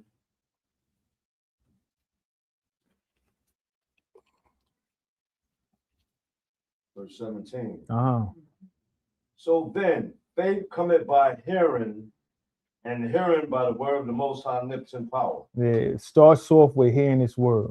You build that faith. Then you come into the law. Not one of us in here started in here coming into this truth, keeping the law. Good. It took people a while, some of them to even come to Sabbath service after they heard this law. It takes people a while to stop eating pork because that pork be calling them. You know what I'm saying? It take people a while to start coming to Passover, so on and so forth. You feel what I'm saying? We start off with the faith. The problem what was going on here was that people that started off with the faith started putting all their faith in the law and not Yahweh Shah. You feel what I'm saying? Yeah, faith is a conditioning process. Right. Then you accept that this is the right thing through the Right. law that the Most High wants you to do or commands of Right. you. Right. That's a fact. I want one right quick before you start. What's That's up? the main thing today. Reading out of Galatians chapter 2, verse 20. I am crucified with a Mashiach. Mm-hmm. Nevertheless, I live. Mm-hmm. Yet not I, but a Mashiach liveth in me. Right. Now the life which I live in the flesh, I live by the faith of the Son, Yahweh Shai, of the Most High Omnipotent Power, Father Yahweh, who loved me and gave himself for me. Right. Good. So we gotta put that faith in Yahweh Shah. We gotta crucify that old man and be better and new and come into this walk, right? But it all starts with the faith. It all starts with the faith, right? So let's get let's go back to Galatians chapter 3 and read 5 again. Reading out the book of Galatians, chapter 3, and verse 5. Mm-hmm. He therefore that ministereth to you the Spirit and worketh miracles among you, doeth he it by the works of the law or by the hearing of faith? Do we do it? Did it start with the works of the law or by the hearing of the faith? Right? Read on. Verse 6. Even as Abraham believed the Most High, and it was accounted to him for righteousness. Right. And what he's quoting right now is Genesis chapter 15.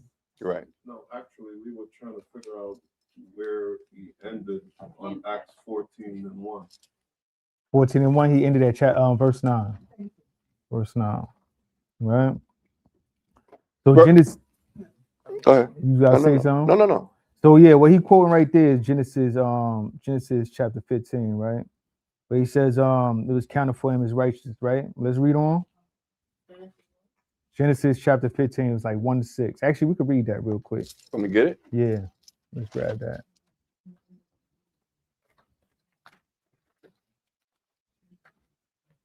You said 15, right? Come, Yeah, that's after the dream. Right? come. All right. 15, 6. Read out the book of Genesis, chapter 15 and verse 6. We're gonna start at verse 1. Verse 1? Yeah. Okay. Read out the book of Genesis, chapter 15 in verse 1. Mm-hmm.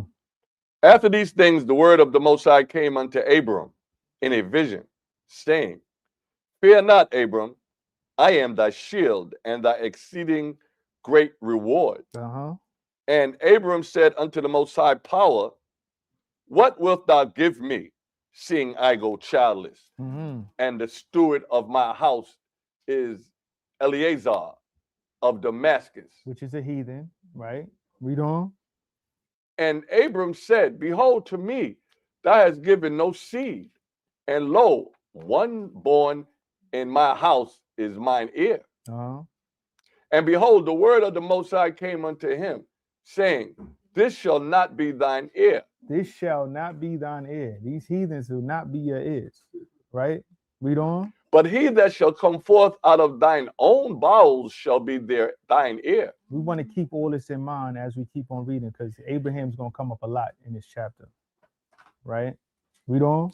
And he brought him forth abroad and said, Look now towards heaven, and tell the stars if thou be able to number them. Uh-huh. And he said unto him, So shall thy seed be. This seed is coming out of his loins. This is literal bloodline heirs. It's not just anybody, not no spiritual seed. This is the bloodline heirs, the 12 tribes of Israel. What's up, Bob? Like he's saying it's literal and like not no heathen gonna be his heir. Yeah, no heathen will All be your here. seeds is Right. But another Exactly. thing that you read, he didn't say seeds. Mhm. He said seed. Your seed. So that's one particular bloodline. bloodline. Right. That's a fact. Underline C, class. No, just kidding. Right? Let's read verse 6 also. Verse 6. And he believed in the Most High, Uh-huh. and he counted it to him for 'Cause righteousness. he believed. He believed what the Most High told him. And because Abraham believed what the Most High told him, he did everything the Most High told him to do. Right? Let's get Genesis chapter 26. Genesis chapter 26, verse 5.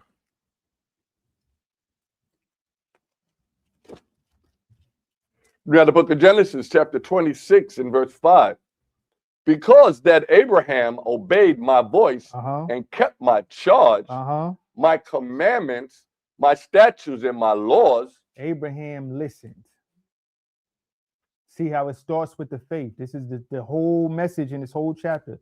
It starts with the faith, then comes to the laws. Khan, Okay. what's up, Bob? Can you call it again, please? That's Genesis chapter 26 and verse 5. You trying to go somewhere else? Hmm? What you got? Now, book of 1 Kings chapter 2, verse 3. And keep the charge of the Lord Most High, thy omnipotent power, and walk in his ways, Mm-hmm. and keep his statutes, and his commandments, and his judgments, and his testimonies, as it is written in the law of Moses, that thou mayest prosper in all that thou doest, and whithersoever thou turnest thyself. Right. We got to make sure we continue to keep that law. Right? So let's get. We're going to go back to Galatians, right? Really? Galatians, and we have verse 5. Verse 7. Verse 7. Read the book of Galatians, chapter 3 and verse 7. Know ye therefore that they which are of faith, Mm-hmm. the same are the children of Abraham. And we already seen who he was dealing, who the Most High chose. Literal seed, not the heathen born in his house, not the heathen that worked for him. That's that he circumcised in his house, but his literal seed, right? Read on. And the scripture, foreseeing that the Most High would justify the heathen through faith. Yeah, justify the heathen through faith. Now, people get confused. I seen you just looked up, right? Heathen through faith, right? Let's pull this up real quick. Let's pull this up. Yeah, blue letter. We're gonna get the word for heathen. This word throws a lot of people off. Right. It's talking about Israel. When we look at a lot of times, and this is why, give me Baba Shah, give me the book of Chaalaq. I want the prologue where it talk about the Hebrew language. All right. Are you not a heathen if you're not keeping the law? Yeah, but that's just how it was translated. We're gonna see the word that's actually used and how other places it was used. You feel what I'm saying? Yeah, we're gonna get the prologue of Chaalaq. Right?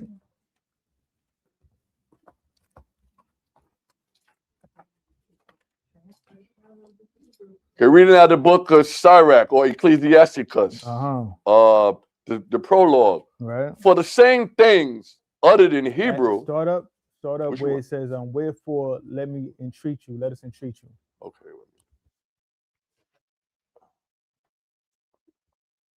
That's it.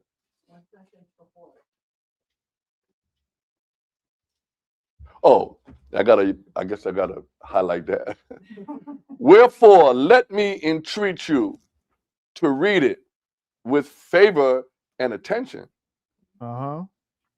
and to pardon us wherein we may seem to come short of some words, Right. which we have labored to interpret. Right.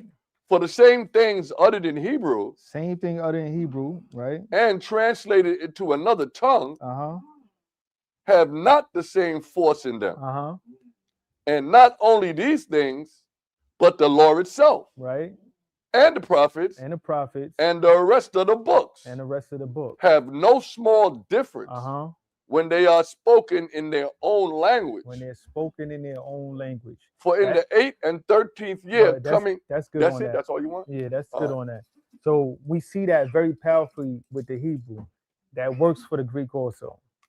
When you translating from the Greek to the English, it's not going to be the same. They don't Don't have carry the that same same power. weight. Because in all honesty, there's 2 Greek words that you use that you see is translated, huh? We're gonna pull up that exact. We're gonna pull up heathen, right? We're gonna pull up heathen. There's 2 Greek words that's translated as heathen. Helen, which is Greek. Most of the time it's translated as Greek. The other one, the main one that's used is ethnos. Ethnos, right? We're gonna see that ethnos is actually used for Israelites also. It only means nation. That's what it means, really. Right? But let's get that. Pull that up. This is ethnos, Strong's G 1484. Ethnos. Mm-hmm. It's a noun and its meaning or usage, outline of biblical usage, a multitude, whether of men or of beasts. Well, go back up. Read where it says translate Strong's the following manner. How where Translate G 1484 in the following manner: Gentiles 93 times, nation 64 times, heathen 5 times, people 2 times. Right now, go there. Yeah, read that. Biblical usage: A multitude, right? whether of men or of beasts, associated or living together, Right? company, troop, or swarm. A multitude of individuals, a multitude, same nature or genus. A multitude of individuals of the same nature or genus. Keep this in mind, right? Read. The human family. A tribe. A tribe. Nation. A nation. People group. People group, right? Read on. In the Old Testament, foreign nations not worshiping the true gods, pagans or Gentiles. All right, so we're gonna get a couple places where this word was actually used for the Israelites. People hear that, oh, heathen. If you look at the actual Greek word that's used, that was used for nation all the time, for Israelites and all that, right? Let's grab John chapter 18. John chapter 18, verse 34. And get that over there on the blue letter so they can see that also. John 18, 34. Read out the book of John, chapter 18, and verse 34.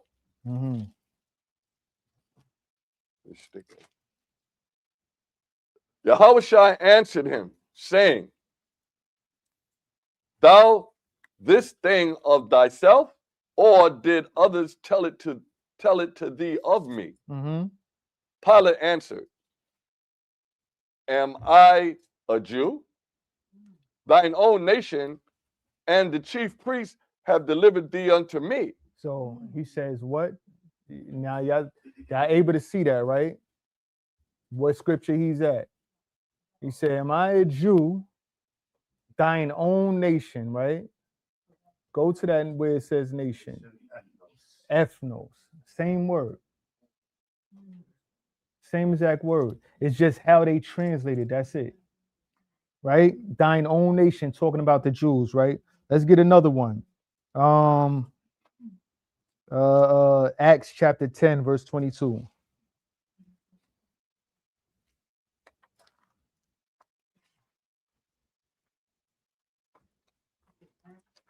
Yeah, Acts chapter 10, verse 22. Actually, not this one. My fault. Let's get Acts 28, 19. Even though we know Cornelius is Israelite, but let's, yeah, right. Yeah. Alaphilos, which I wasn't gonna get into a whole breakdown right now, but that's another class. I'll go into all of the whole Acts 10 in the future, right? But Acts 28 and 19. Read out the book of Acts, chapter 28, and verse 19. Yeah. But when the Jews spake against it, I was constrained to appeal unto Caesar. Not that I had aught to accuse my nation of. Who's speaking? Paul. He said my nation, right? Why was it? What word is used there?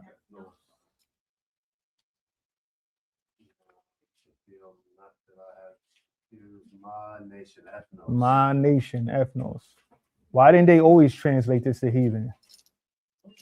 See, when they translated, a lot of they went off their presupposition basically, and when they translated, we're left to what the translators put. But when we dig into what was actually written there, we see differently. This word was used for Israelites all the time. It just means nation. So when you see it says heathen there, that's not talking about, he's talking about Israel. We seen who the covenant was for. Go ahead. I was gonna say it's all translator's choice. Like if Basically, yeah. That if you would like do studies on this, find this because the translators lean a certain way. Right. You translate it a certain way. Right. You know what I mean? But yeah, so yeah, that heathen there, it just means nation, right? Go ahead. Exactly. Because I've seen other camps use the word Gentile and say Euro Gentile. Yeah, I say that. Never heard him say Euro I Gentile. say I've heard them say, Euro Gentile. But I'm like, how you talking about Euro Gentile? This is not who they're talking to. Yeah, nah. That helps to keep that whole lie of we'll all be saved. Everybody. Right. He said he came for the whole world. Right. But remember, even Paul said in his letters, he said, at times you were Gentile minded. Right. So that's the First same Corinthians. Thing. And as we keep on going, we just playing this letting it be known. But as we keep on going, you're gonna see that he can't be talking to anybody but Israel. Give us a Gabar, you had your hand up? Yes. So in verse 8, Galatians 3:8, heathen is ethnos. Yes. That's ethnos. Right? So he's talking about the Israelites that was, remember, Israelites, if you wasn't circumcised the 8th day, what was the punishment for that? What was your judgment for the Most High? Not necessarily death, but being cut off from your people. Cut off from your people. And the Jews took that seriously. Let's get Ezekiel chapter 11, verse 15, I believe I want. Ezekiel 11:15.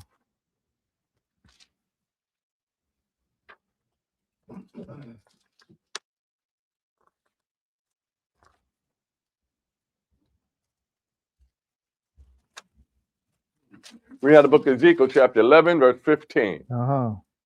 Son of man. Start at 14. Ezekiel chapter 11, verse 14. Again, the word of the Most High came unto me, saying, Son of man, thy brethren, even thy brethren, the men of thy kindred, and all the house of Israel, holy. All the house of Israel, holy. The whole house of Israel has what? Are they unto whom the inhabitants of Jerusalem have said, Get you far from the Most High. Unto us is this land given in possession. The inhabitants of Jerusalem, which will be the ones that kept the law, circumcised the 8th day, like the Pharisees, the Sadducees, how Paul was. You feel what I'm saying? The inhabitants of the land is telling all the other Israelites, y'all don't belong here. This is not yours. Y'all not one of us. Cut off. And this was what Paul was actually fighting. Yes. That's exactly what it is. He's bringing the Hellenized Israelites back into the truth and fighting against the ones that, that was saying they not part of this. And then the ones that was part of this, some of them were saying, yo, if y'all not circumcised the 8th day, you can't be saved at all. Others just saying, yo, y'all gotta, how you hear people's now, ditch JC, you know what I mean? Ditch JC and come to this law.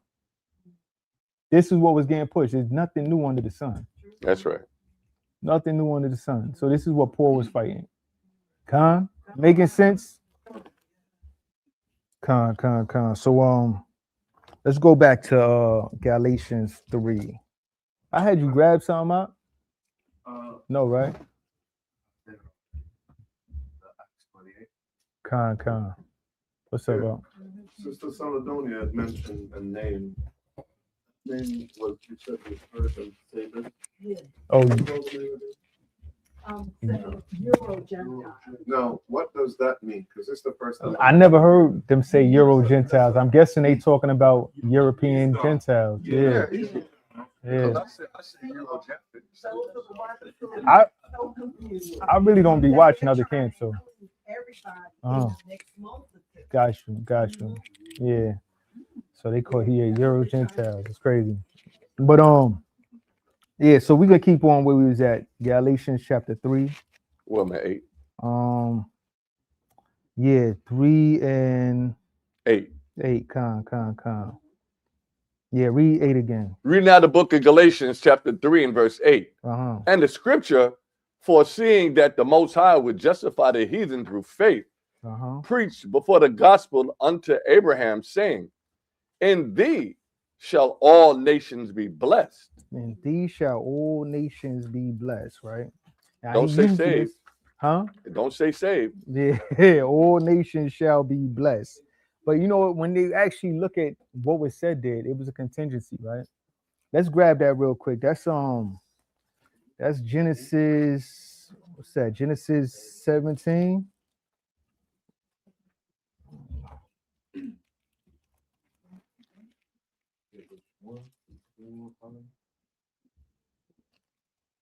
Give me a second. Talking about 21? Is it 21? Huh? No, it's 12. Okay. Genesis 12. Genesis 12. We start at verse 1. Oh.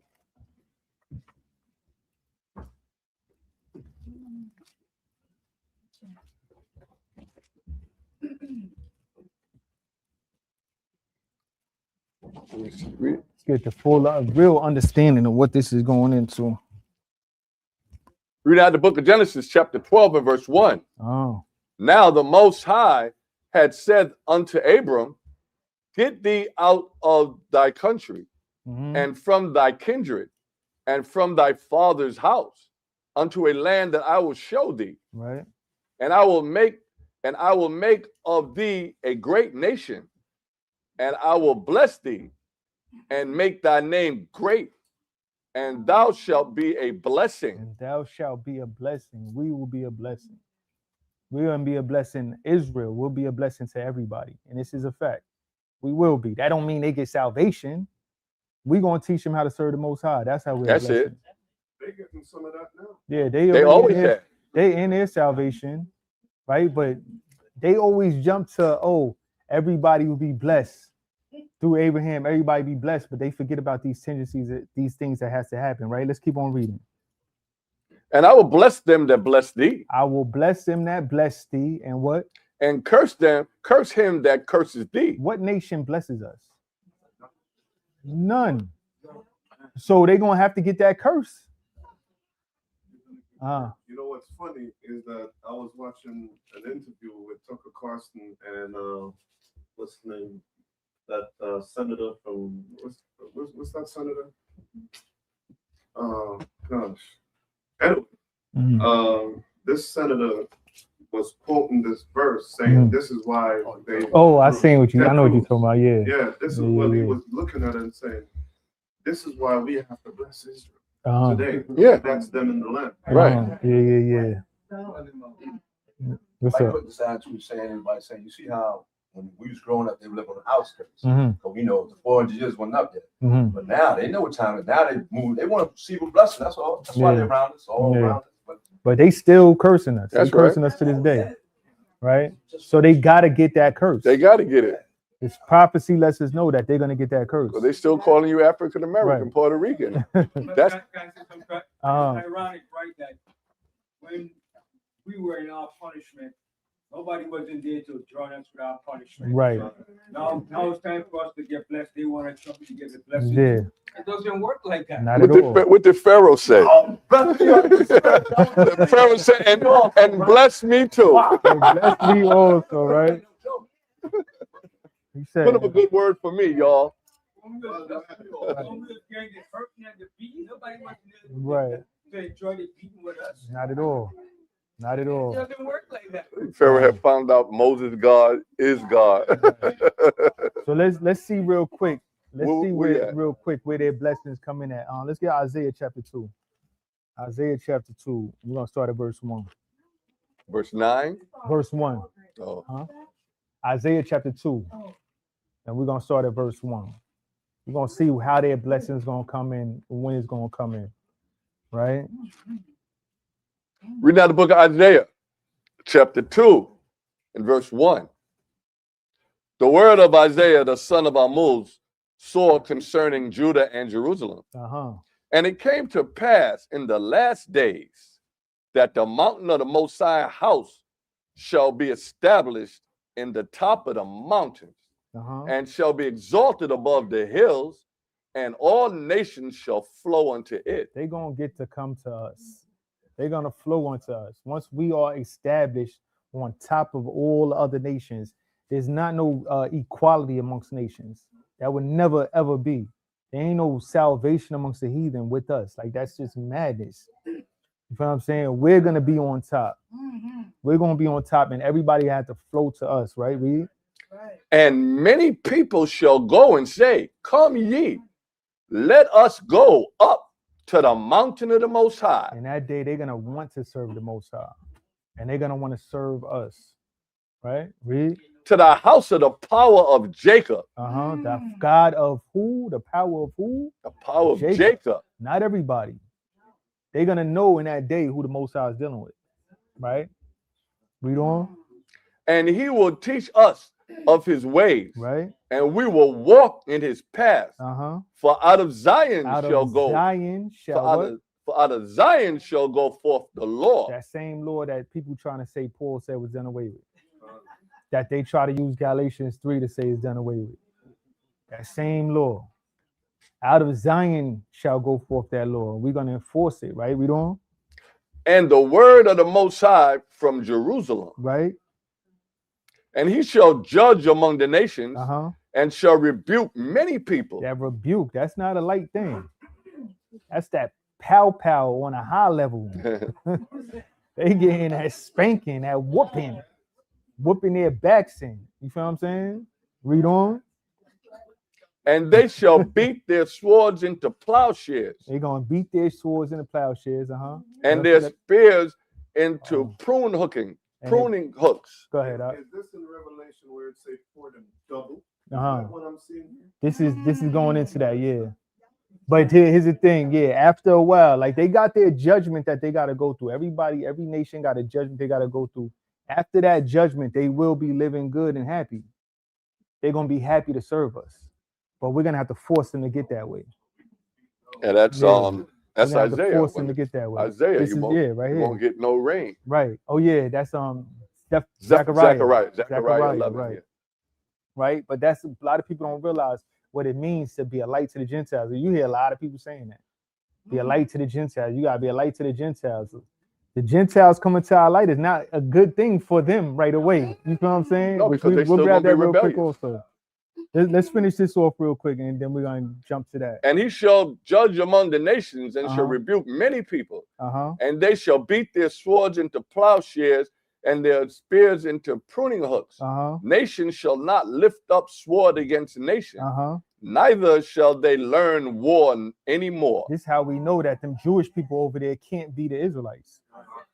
They still warring. Right? But read on. O house of Jacob, come ye, and let us walk in the light of the Most High. Let us walk in the light of the Most High. Isaiah chapter 60, real quick. 16? 60. 60. And we're going to start at the top and jump through this, and then get back to Galatians. Right? Okay, where you at? Oh, yeah. Verse 3? Started 1. 3? 1? Started 1, yeah. Read out the book of Isaiah, chapter 60, and verse 1. Arise, shine, for thy light is come, and the glory of the Most High is risen upon thee. Our light being the Most High and Yahweh Shah. Our light is come and gonna save us and in turn make us a light. Let us shine bright, right? That's right. For behold, the darkness shall cover the earth, and gross darkness the people. Which is what we in now. Gross darkness, this world, right? Read on. But the Most High shall arise upon thee, and his glory shall be seen upon thee. They're going to see the Most High's glory on us, that light. That's right. We're going to be shining like the Most High shine, right? Read on. And the Gentiles shall come to thy light. And the Gentiles shall come to our light. That's us being a light to the Gentiles. This is when we get saved up out of here. Not no time before. What is that for the Gentiles here? Gentiles will most likely be, this is Goy, actually. Goyim. Goyim. Goyim, the Hebrew word. Gawayam, how we would say it. Gawayam, which actually means the same exact thing, nations. Nation. This word was used as Israelites also. Israelites was called Goyim. Right. This is one of those places Uh, where people also do that. well, if they do that here, they messing themselves up because as we see, the Israelites is going to shine. Israelites is going to be one. And it's showing the Gentiles is going to come and serve us. Right. That's what this is saying. It's not saying they on our level at all. Right? He said the Gentiles shall come to our light and what? And the kings to the brightness of thy rising. And the kings to the brightness of our rising. Right, read? Lift up thine eyes round about and see. All they gather themselves together. They come to thee. Thy son shall come from far, and thy daughters shall be nursed at thy side. Read on. Then thou shalt see and flow together, and thine heart shall fear. Our heart shall fear, meaning we're going to be astonished. We're going to be amazed how the Most High saves us out of it. We're going to be like, oh, wow, like it was a bad Solomon dream. 5, son. Right. I mean, but read on. And be enlarged. Because the abundance of the sea shall be converted unto thee. Everything that these other nations own becomes ours. That's what that means. The abundance of the sea is converted over to us. Whatever they got gold, give me that. Run that. Yeah, give me that. They got silver, run that. You know what I mean? Spoil them. Take all that. You feel what I'm saying? Read on. The forces of the Gentiles shall come unto thee. Of the Gentiles, that word forces, pachad in Hebrew, literally means riches. Yeah, you could grab it. Yeah, right. The riches, pachad, I believe it's pachad. Right. I believe that's pachad there, if I'm not mistaken. Here, we're gonna pull it up just to make sure. I don't want to misquote it.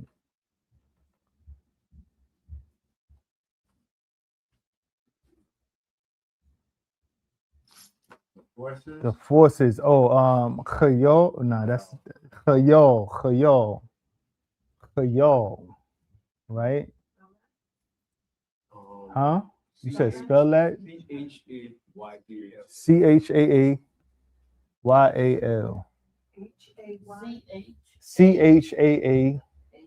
Chaaayal. Chaaayal. Chayol. Yeah, read that.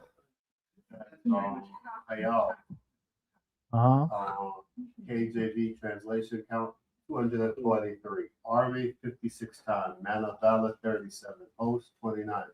Forces 14. Valiant 13.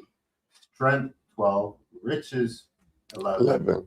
Wealth 10. Power 9. Substance 8. Might 6. Strong 5. And miscellaneous 33. Right. So that's all that means, that getting taken over. Yeah, we taking all that. All that, yeah. When you look into other translations, it lets you know it's the riches. That's what that's supposed to be, right? The riches, all their wealth is getting transferred to us. Yeah, we taking it back. The Most High said we taking the it gold back. and the gold and the silver belong to him. Now, if you're his children's, belong to you. Ladies, you ever went to see those costume jewelry and you said you wish it was real gold and stuff? That's where they got it from. But in the kingdom, it's called. Yeah, we getting all that back, right? So let's read verse 5 again, Baba Gashal. Then thou shalt see and flow together, and thine heart shall fear and be enlarged, because the abundance of the sea shall be converted unto thee. The forces of the Gentiles shall come unto thee. The multitude of camels shall cover thee. So we taking their camels, right? Read.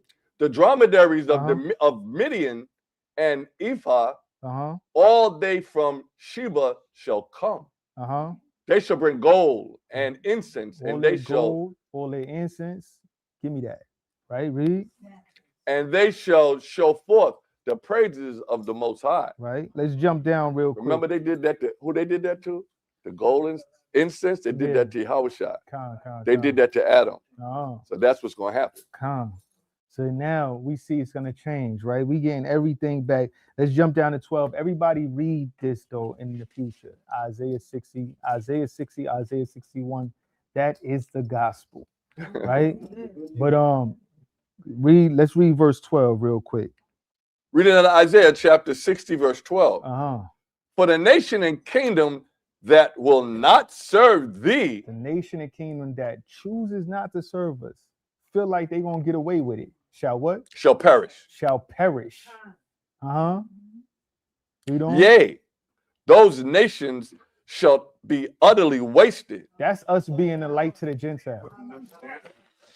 That's us being a light to the Gentiles. And some of them, lights out. Good. Remember I was saying we went to Esau school? And like I said, everything is written by learning, right? Now the brother right here, what's up? He told me, he said he told his son, how was your son now, the oldest one? About 10 or 11? Just turned 9? Well, still, he told him probably a couple years ago, he said that they play the red flag, you sit down. Now, my pastor said that to me back then. He said, your son sit down. He probably would have beat me. Now, I don't know, because I miss many other things. Listen now. They said, I pledge allegiance to a flag of the United States of America, to the republic, which stands one nation under God. It's going to be one nation. Now you got nations. That's what I'm going to say. My man. It's going to be one nation. My man. One nation of Israel. Right? Let's go back to Galatians 3. Let's go back to Galatians 3, right? So let's see where we at. We should be on 9, right? Verse 9, right? Reading out the book of Galatians, chapter 3, verse 9. So then, they which be of faith are blessed with faithful Abraham. Those that be with faith, these Israelites that be with faith, be blessed as faithful Abraham. Abraham started with the faith and followed everything the Most High said for him to do. That's how we got to be. We got to have that faith. We got to believe that the Most High meant what he said when he's talking about he's going to send a prophet that we got to hear. You feel what I'm saying? That suffering servant that was going to die for us to bring us back to the Most High. We got to believe that, understand that, and follow the Most High's laws. Con? Let's read on. Verse 10. For as many as are of the works of the law are under the curse. Many of the works of the law are under the curse, right? Read. For it is written, cursed is everyone that continueth not in all things which are written in the book of the Lord to do them. A lot of these Christians, this is one of their favorite spots to go to, and they'll try to say that the law is a curse. This is how they say the law is done away with. I don't even get that one. Yeah, if you follow the law, you will curse. That's the You know devil. That's of the devil. It doesn't say that. It doesn't say that, right? The funny thing is, right? Let's grab let's get Romans chapter 3, verse 19. Romans chapter 3, verse 19.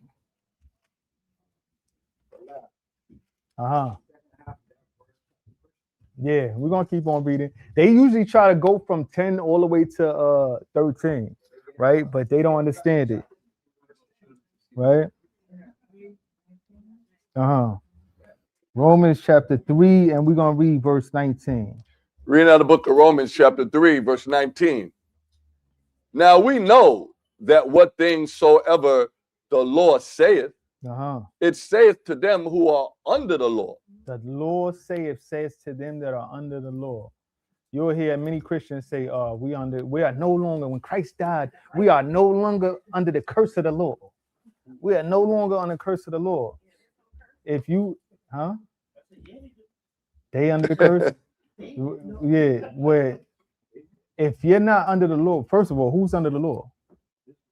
Israel was under the law, so who the curses fall upon? Israel. So that just cuts the Gentiles all the way out of this. Who's he talking to? Obviously, Israel. You feel what I'm saying? It says what? Read that again, Out. Now we know that what things soever the Lord saith, it saith to them who are under the law. Whatever the law saith, it says to them that are under the law, right? Read.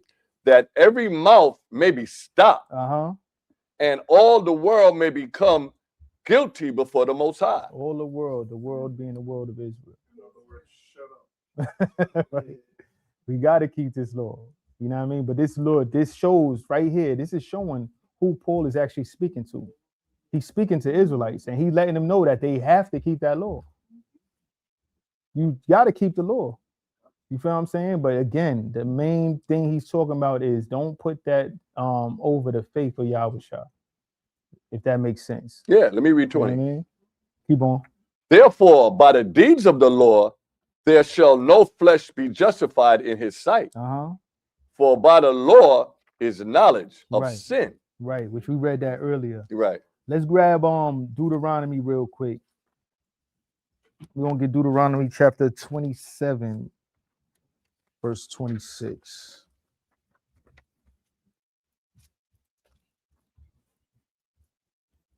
Actually, we won't start it. Let's read verse 9 first. Deuteronomy what, 25? 27. 27. And we're gonna read verse 9 real quick. Read the book of Deuteronomy, chapter 27, verse 9. Mm-hmm. And Moses and the priests, the Levites, spake unto all Israel, saying, take heed and hearken, O Israel. So who he's speaking to? Israel, right? Read. This day thou art become the people of the Most High thy power. And this day become the people of thy power, right? Jump down to 26. Verse 26. Verse 20, Deuteronomy chapter 27, verse 26. Cursed be he that confirmeth not all the words of this law to do them. Cursed be he that confirms not all the words of this law to do them, right? The law itself is not a curse, of course. This is going into the judgments. That's what it's talking about, right? The judgments, right? For the curse.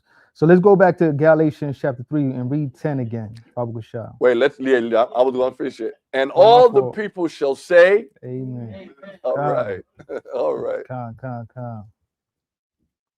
So yeah, go back to Galatians chapter 3 and we're going to read verse 10 again. Read out the book of Galatians chapter 3 and verse 10.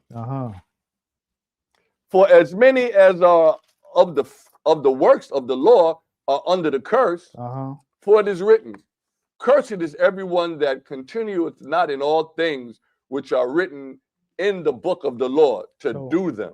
So he's going into the judgments, right? Those that didn't keep the law will be cursed. First, you got the getting put to death. Then we got the actual curses that was given to us by the Most High, Deuteronomy 28, so on and so forth. These are the curses of the law, right?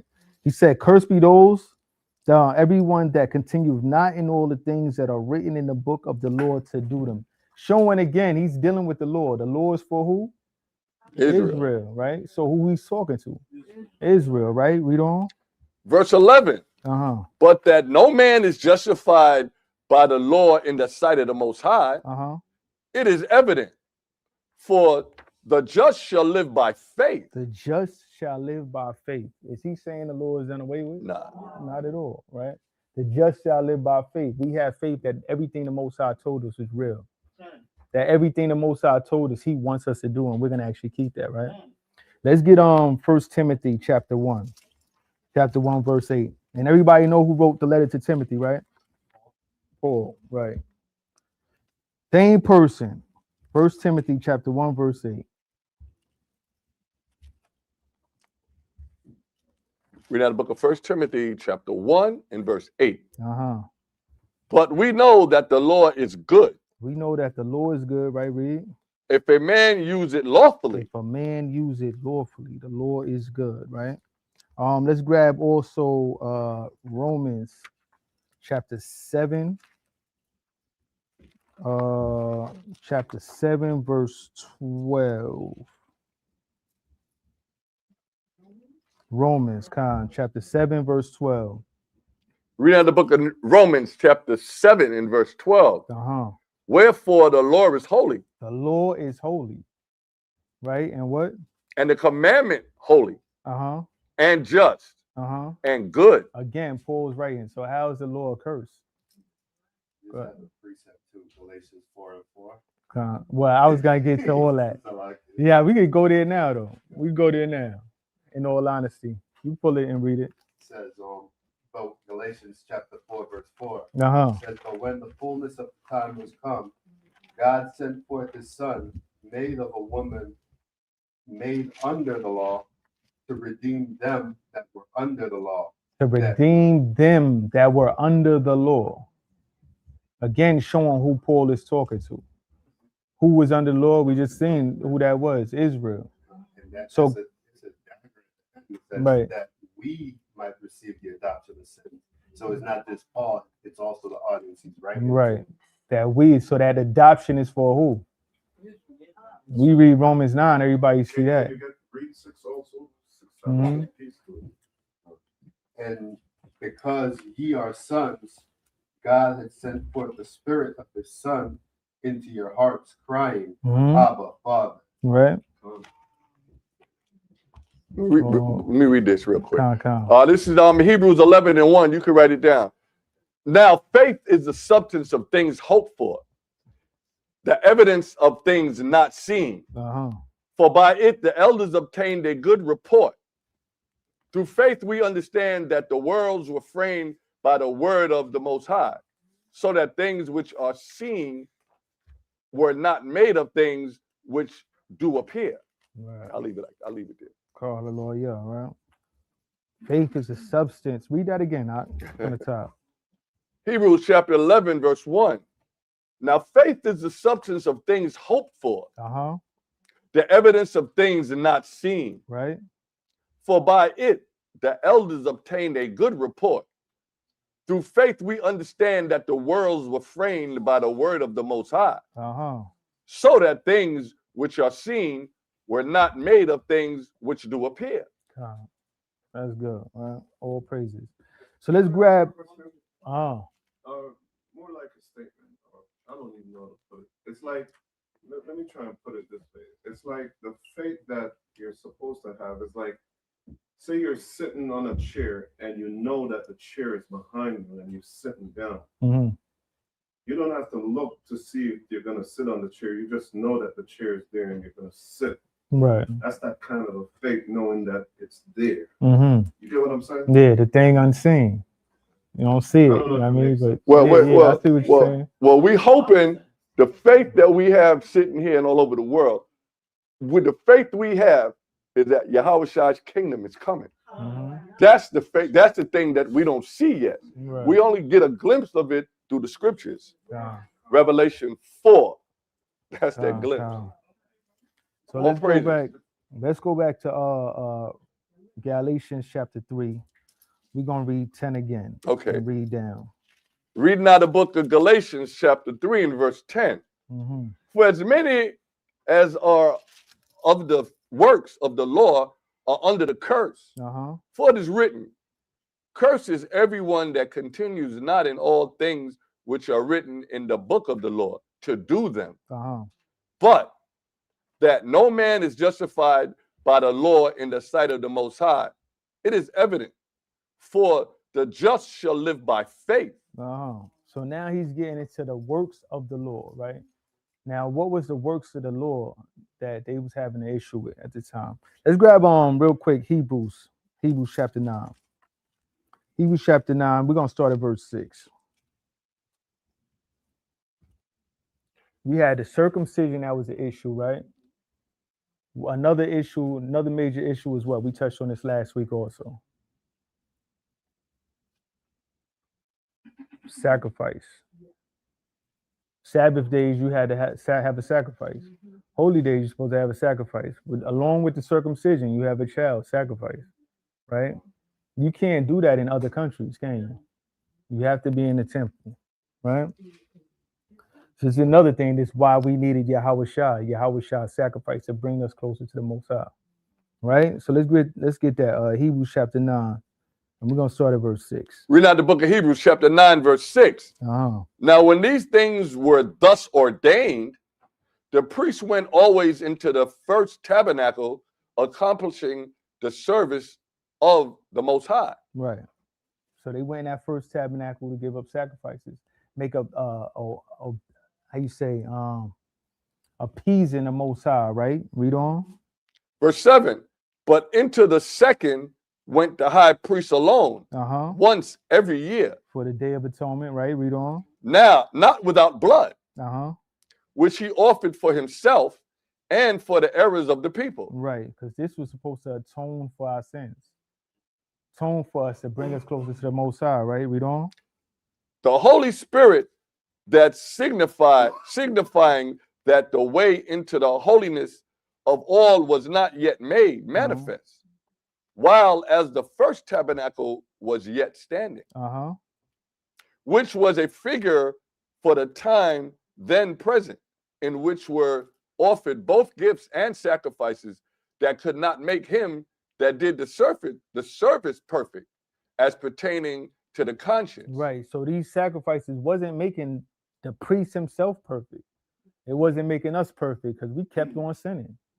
Right? Read on. Verse 10, which stood only in meats and drinks and diverse washings and carnal ordinances imposed on them until the time of the Reformation. Right. But To Hamashiach, the time of the Reformation coming into that New Testament, right? that new covenant, right? Read on. But Hamashiach, being come and high priest of good things to come, by a greater and more perfect tabernacle, not made with hands, right? That is to say, not of this building, neither by the blood of goats and calves, but by his own blood, he entered in once. With his own blood entered in once, and what? In once into the holy place, having ordained eternal redemption for us. Bringing us back to the Most High. That redemption, right? Read on. For if the blood of bulls and of goats and the ashes of an heifer sprinkling the unclean sanctifieth to purifying of the flesh. If the blood of bulls and goats, because the Most High said he gave us the blood on the altar for what? The remission of sins, right? So if the blood of bulls and goats is doing that, right? What? Read on. How much more? How much more shall the blood of Hamashiach, who through the eternal Spirit offered himself without spot to the Most High, purge your conscience from dead works. Purge the works of the law. Dead works, right? Because people was sacrificing and, still sinning. We was still off. Now you got these people, you had certain stuff that sacrifices wasn't for. Idolatry, for one. You ain't have no sacrifice for idolatry. There was no sacrifice for adultery, no sacrifice for fornication, no sacrifice for not being circumcised the 8th day, no sacrifice for breaking the Sabbath days. Read on. Purge your conscience from dead works to serve the living power. To serve the living Most High, right? Read. And for this cause, he is the mediator of the New Testament. For this cause, he's the mediator. Yahweh Shah is the mediator of the New Testament, right? Read. That by means of death, for the redemption of the transgressions that were under the first testament, they which are called might receive the promise of eternal inheritance. I see that, right? His death for those that was under the first testament, the first covenant, which everybody know who that was. We all here know who that is. We already went through it over and over again. Israel. Yahweh Shah's death was for Israel. You want to say something? Yeah, literally. Right. His death is for those under the first testament. Right. They don't want to say the first covenant. Yeah, testament and covenant. When y'all actually look at the Greek word that's used, it's the exact same thing, testament and covenant. Same exact word. Inheritance is talking only for God's people. Only for his people, Israel. But you go back up, talk about promise. It was only promise to one people. Only promise. So we all boils down to one people. Everywhere we go, it all boils down to the one people. This is not for everybody, right? Let me read 16. 16, finish it off. Verse 16. For where a testament is, there must also of necessity be the death of the testator. Right. It must of a necessity be the death of the testator, right? Let's get what I want. Let's grab Acts chapter 13 verse 39. Acts chapter 13 verse 39. We had the book of Acts chapter 13 in verse 39.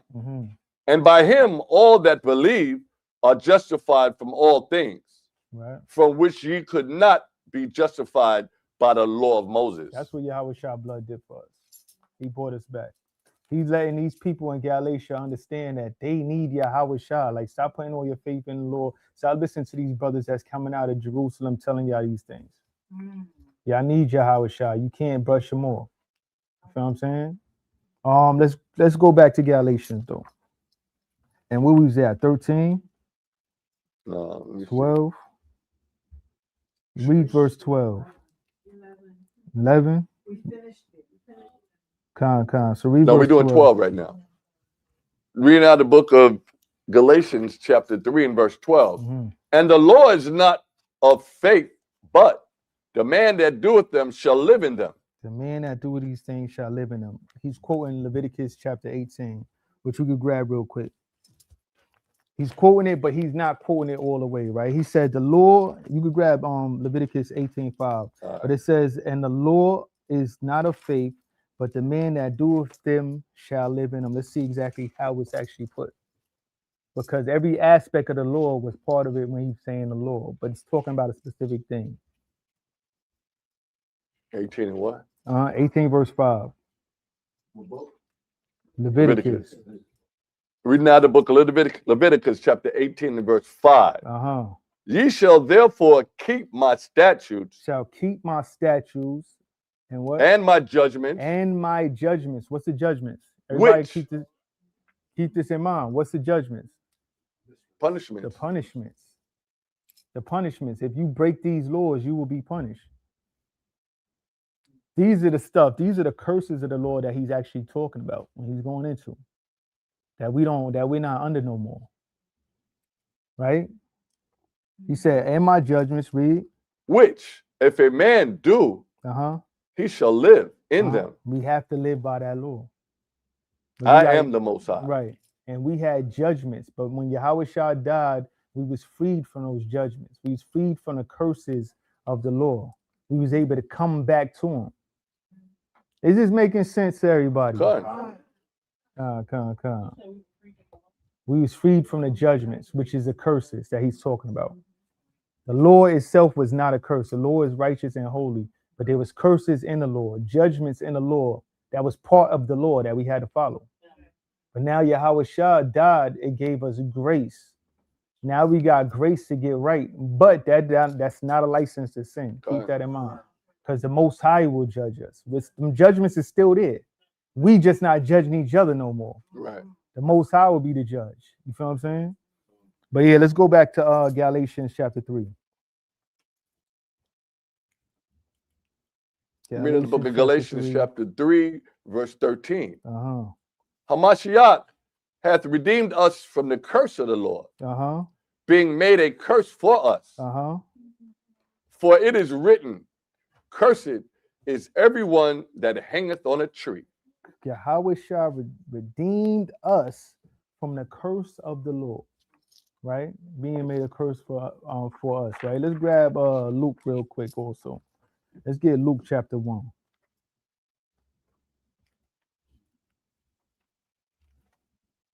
Luke chapter 1. We're going to read verse 67.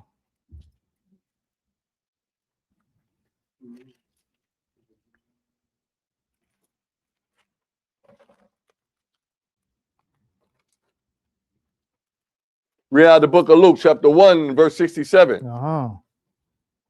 And his father, Zacharias, was filled with the Holy Spirit. Right. And prophesied, saying. So Zacharias being a father of John the Baptist, right? Yeah. Read on. Blessed be the power of Israel, the Most High power of Israel, for he hath visited. Blessed be the Most High power of Israel, the God of Israel, right? Read. For he has visited and redeemed his people. Visited and redeemed his people. That's who the Most High redeemed. Visited and redeemed his people, right? Read. And he hath raised up an horn of salvation for us in the house of his servant David. He raised up a horn of salvation for us, not everybody. Horn of salvation for us in the house of his servant David, right? Read. Could I say something also? Zacharias, he was a Levite. He was a Levite. And he talk about house of David, which Come. is Judah, Come. Right? as he spake by the mouth of his holy prophets, which have been since the world began, that we should be saved from our enemies. So we being redeemed and saved from our enemies. If we being saved from our enemies, how is our enemies going to be saved? Like, how does that work? How is salvation for everybody when it's showing that we're being saved from our enemies? How does our enemies get salvation? It don't make sense at all. This obviously can't be for everybody. These Galatians that he's talking to is not just anybody. These is Israelites. It's right, but when we be out in camp too, sometimes people saying salvation for everybody. Yeah, that's saying that too. Because they're not understanding the words that's used, right? And they're not going deep into this, right? But he said, raise up a horn of salvation for us, right? In the house of his servant David. Read. As he spake by the mouth of his holy prophets, which have been since the world began, that we should be saved from our enemies and from the hand of all that hate us. And from the hand of all that hate us, right? Right. Read on. To perform the mercy promise to our fathers and to remember his holy covenant. Right. Remember his holy covenant, that his seed, we read that earlier, that his seed, you feel what I'm saying? He's going to show mercy to his seed. Choose his seed. His seed is the heir. Right. And the best part about this is whenever we pray, we can always go back to see what it says and to remember. When you ask the Most High, remember, he loves that. He loves when you tell him, remember what you said.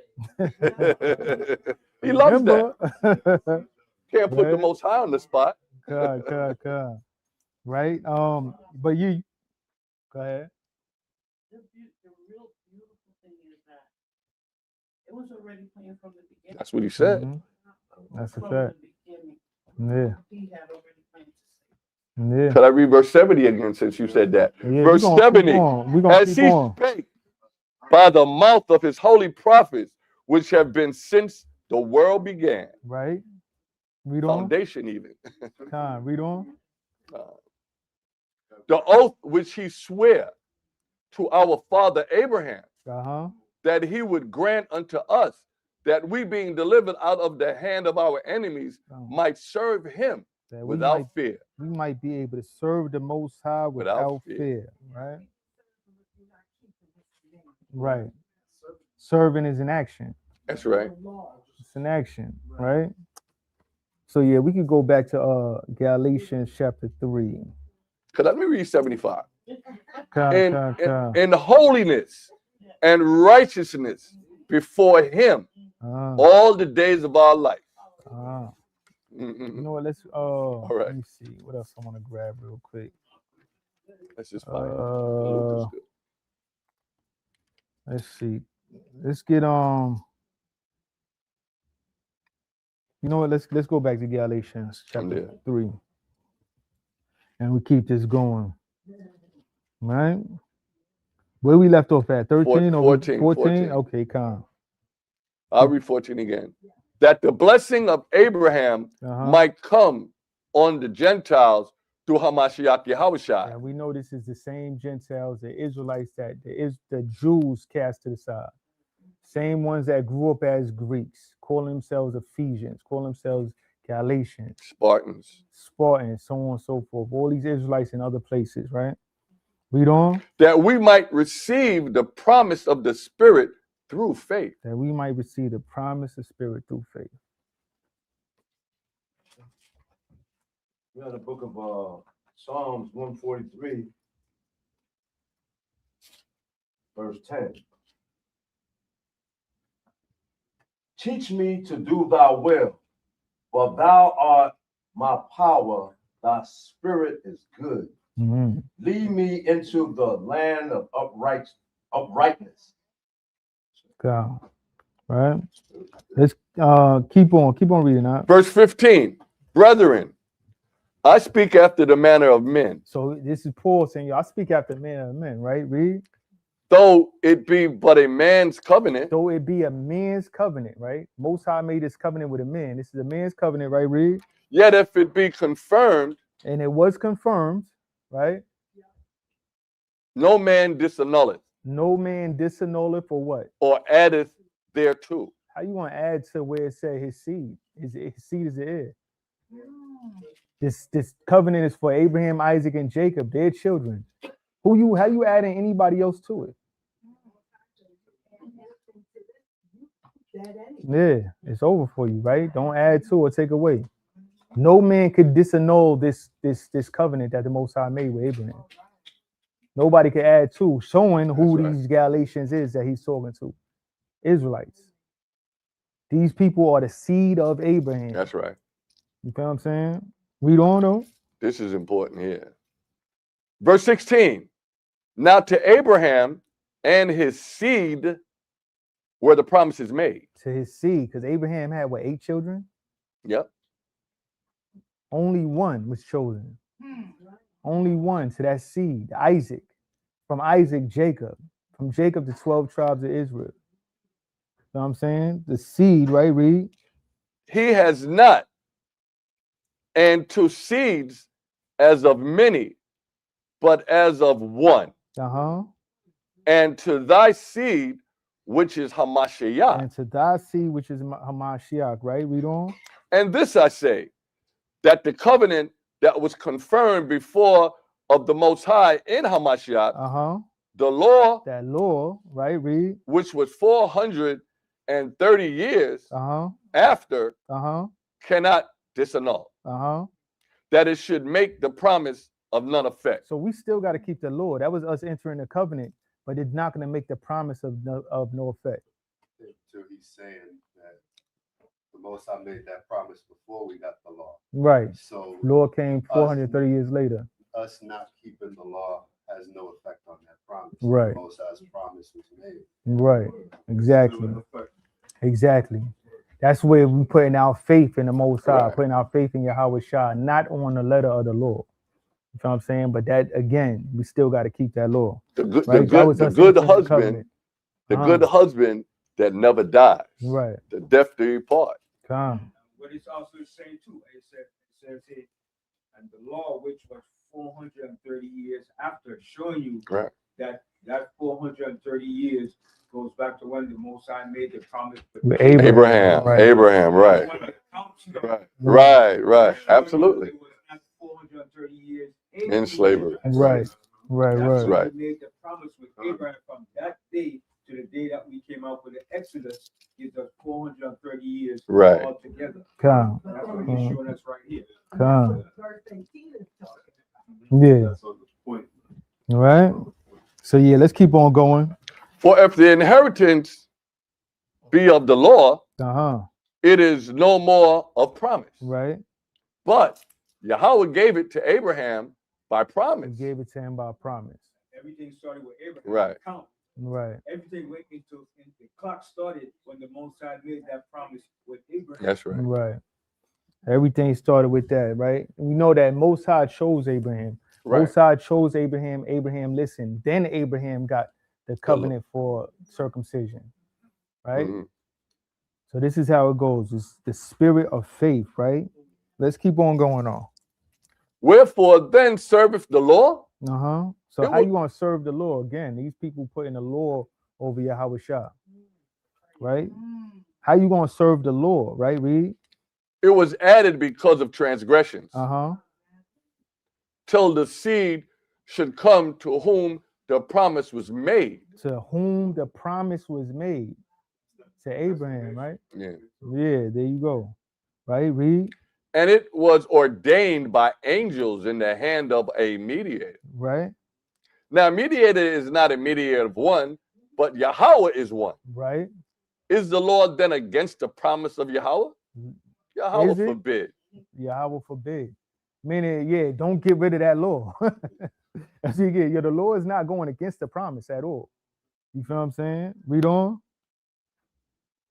For if there had been a law given which could have given life, verily righteousness should have been by the law. Yeah, because we wasn't keeping the law. It's not against the law itself. Right. It was against us. We kept breaking the law. Right. We was the ones that was breaking the Sabbath, being all type of wicked. You feel what I'm saying? So read on. but the scripture has concluded all under sin. Most High, the scriptures show that we all was under sin. Right? Read. That the promise by faith of Hamashiach Yahushai might be given to them that believe. Right. So we start hearing of the faith, right? And come to the Most High. What you gonna say? 2 Corinthians chapter 5, verse 7. For we walk by faith, not by sight. Mm-hmm. We walk by faith, not by sight. Right? That's good. All right, so That let's goes keep back on to reading. 11 and 1 Hebrews. Let's keep on reading in Galatians. Verse 23. But before faith came, we were kept under the law, Uh-huh. shut up unto the faith which should afterwards be revealed. He said, but before faith came, we were kept under the law. Again, who was under the law? Let's grab on real quick Psalms chapter 78, verse 5. Psalms chapter 78, verse 5. All right. Before faith came, we was kept under the law. Reading out the book of Psalms, chapter 78, verse 5. Uh-huh. For he established a testimony in Jacob Uh-huh. and appointed a law in Israel, Pointed the law in Israel, right? Read. which he commanded our fathers that they should make them known to their children. Right. We're supposed to teach our children these laws. We were kept under the law. Again, showing that this cannot be anybody other than Israel that he's talking to. Knowing that he's talking to Israel, and we know that the law is an everlasting thing, we have to keep the law. His main purpose is showing them the faith of Yahushua. This is what he's trying to beat in their heads. It's what he's trying to beat in their heads constantly. The faith of Yahushua. We need him. Right? Let's read on. That the generation Let's go back what you call it? Galatians, come. Right? Galatians, read on verse 23 again, Baruch. but before faith came, Mhm. we were kept under the law, shut up unto the faith Uh-huh. which should have afterwards be revealed. Right? Wherefore the law was our schoolmaster Uh-huh. to bring us unto Hamashiach, Uh-huh. that we might be justified by faith. And again, if the law is our schoolmaster, this can't be the Gentiles, because the Gentiles knew nothing about the law. In other words, it was the foundation. It was a foundation. It was a foundation for the Israelites. Right? Let's keep on reading. Verse 25. But after that faith is come, we are no longer under the schoolmaster. Uh-huh. For ye are all the children of power by faith in Hamashiach Yahushua. And this is going into the sacrifices, right? We are no longer under that. Give me a quick second. Let me grab this. We want to grab what is it I want? 1 Corinthians chapter 1. 1 Corinthians chapter 1 and verse 13, right? Yeah, I keep this in mind.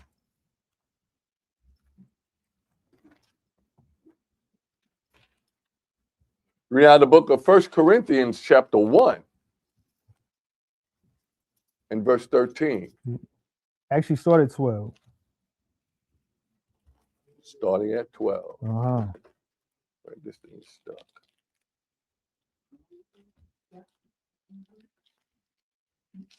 Old pages. Okay. Now this I say, that every one of you saith, I am of Paul, and I am of Apollos. Uh-huh. You said 1 and 12, right? Yeah. Okay, so read out the book of 1 Corinthians chapter 1, verse 12. Mm-hmm. Now this I say, that every one of you saith, I am of Paul, and I of Apollos, and I of Cephas, and I of Hamashiach. Uh-huh. Is Hamashiach divided? Is Christ divided? No. Christ is not divided, right? Read. Was Paul crucified for you? Was Paul crucified for you? Reason we come in here, because everybody want to base everything that they do, not everybody, but a lot of Christians base a lot of stuff of what they read in Paul. Misunderstanding what Paul was trying to say and base their whole theology off of that. Paul is letting it be known. Was I crucified for you? The way they talk, and the reason, because I was talking to a Christian not too long ago, and he made it seem like Paul had the most. Everything was given to him. He understood more than Moses. He understood more than Yahushua. He understood he was the top of the top. This is how they try to make it seem. You feel what I'm saying? Paul let it be known, because there's a lot of people even back then. Yeah, I learned from Cephas. I'm of Yahushua. I'm of Paul. He like, yo, don't put nothing on me. Word. Don't put nothing on me. He said, was Paul crucified for you? Right? Read 13 again, huh?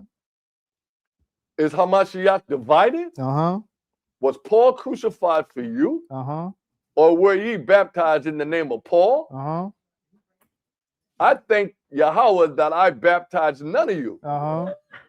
He said, I think the Most High, I ain't baptized none of you. Y'all keep trying to put stuff on my name.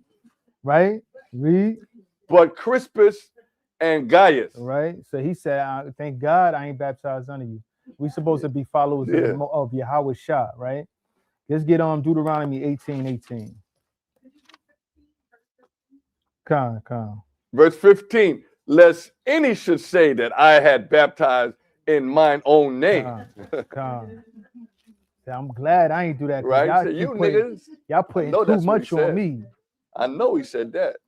Y'all putting way too much on me. Right. Right? So you get Deuteronomy 18:18, right?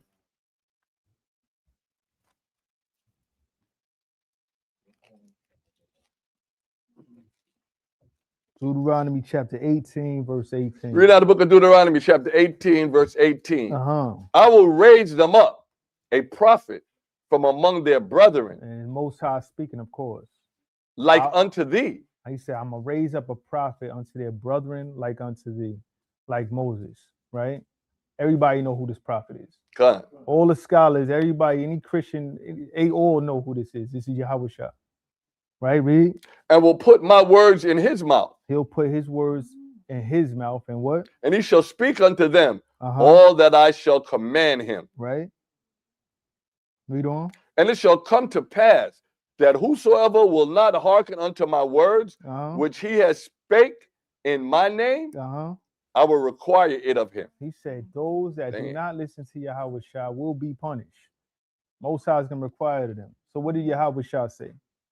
I keep that in mind. What did Yahweh Shah say? Let's grab on Matthew chapter 5.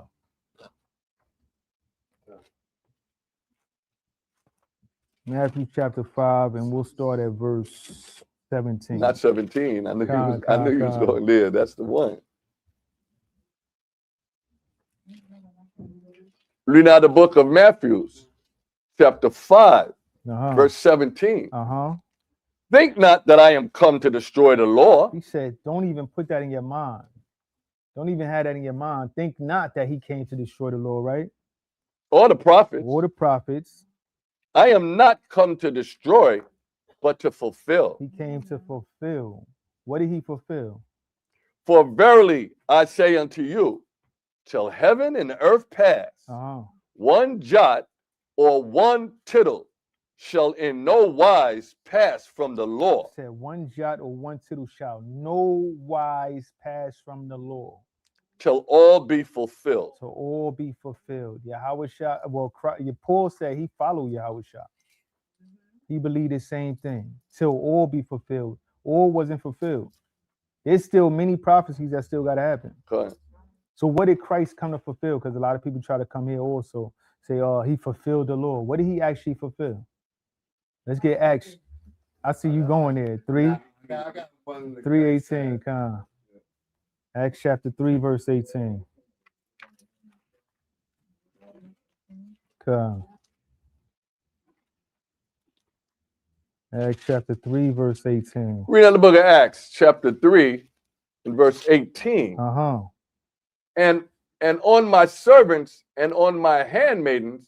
Acts chapter 3. That's 3. That's not 3. Oh, that's Acts 2. chapter 3, verse 18. Right, it's like Acts chapter 3, verse 13. The Paul 18. Okay. But those things which the Most High before had showed by the mouth of all his prophets that Hamashiach should suffer, he hath so fulfilled. Everything that he was going to suffer that was written about him in the law and prophets. That's what he fulfilled, not the whole law. I have one too. Luke? Yeah, I was going to go there next. You grab it. Call it, read it.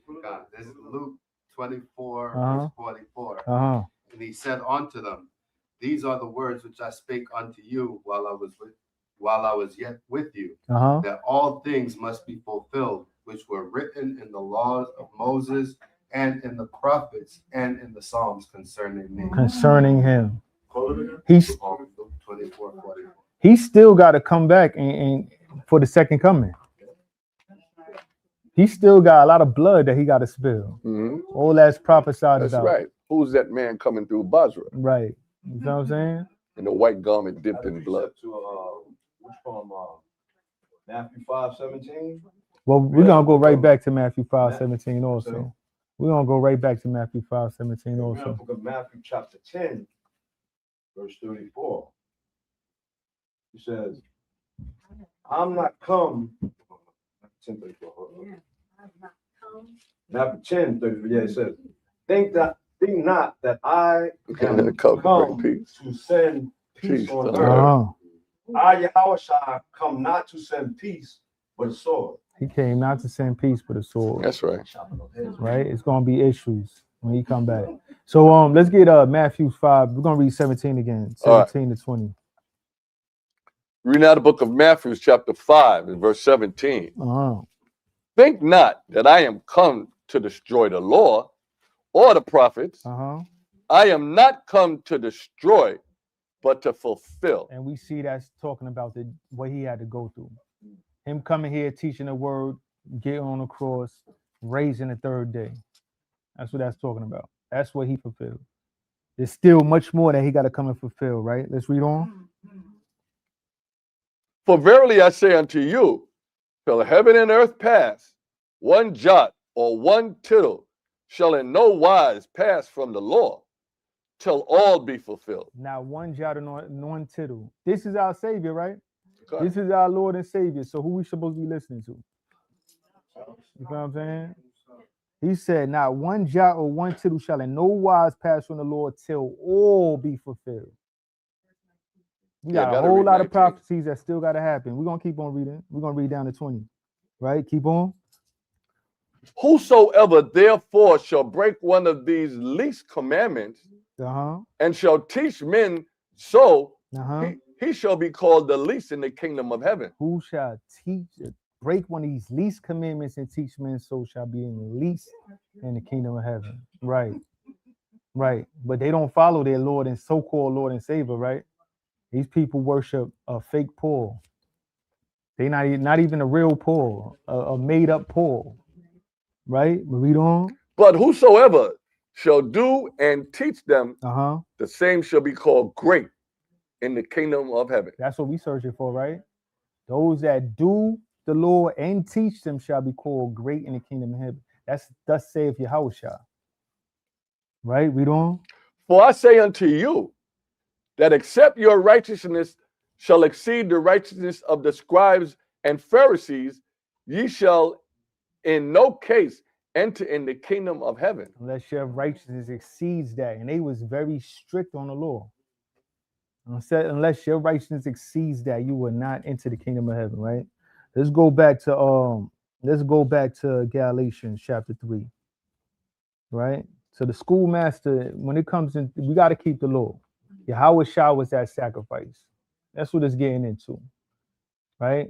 We had the sacrifice in the temple until Yahushua died. We still was sacrificing, but for that atonement, that real atonement to get us back to the Most High. Right? But let's keep on. We at Galatians chapter 3, verse 26. Read the book of Galatians chapter 3 and verse 26. Mm-hmm. For ye are all the children of Yahweh by faith in Hamashiach Yahushua. We use all the children of Yahweh by the faith of the Mashiach Yahushua. Talking about who is the children of Most High, who is chosen to be his children. Of course, we already understand this, right? Matthew chapter 1:21. What's up, Bob? What you got? What you got? Yeah, read out the book of 1 Kings chapter 9. verse Matthew 6. 1:21, Bible show. But if ye at all turn from following me, Mm-hmm. ye all your children, and will not keep my commandments and my statutes, which I, the Most High, have set before you, but go and serve other powers and worship them. God. We gotta keep his commandments. Keep read that for me out. Matthew chapter 1, verse 21. And she shall bring forth a son, and thou shalt call his name Yahushua, for he shall save his people from their sins. We see who Yahushua came for. He came for his people. Let's get Acts chapter 13. Let's get 13 verse 23.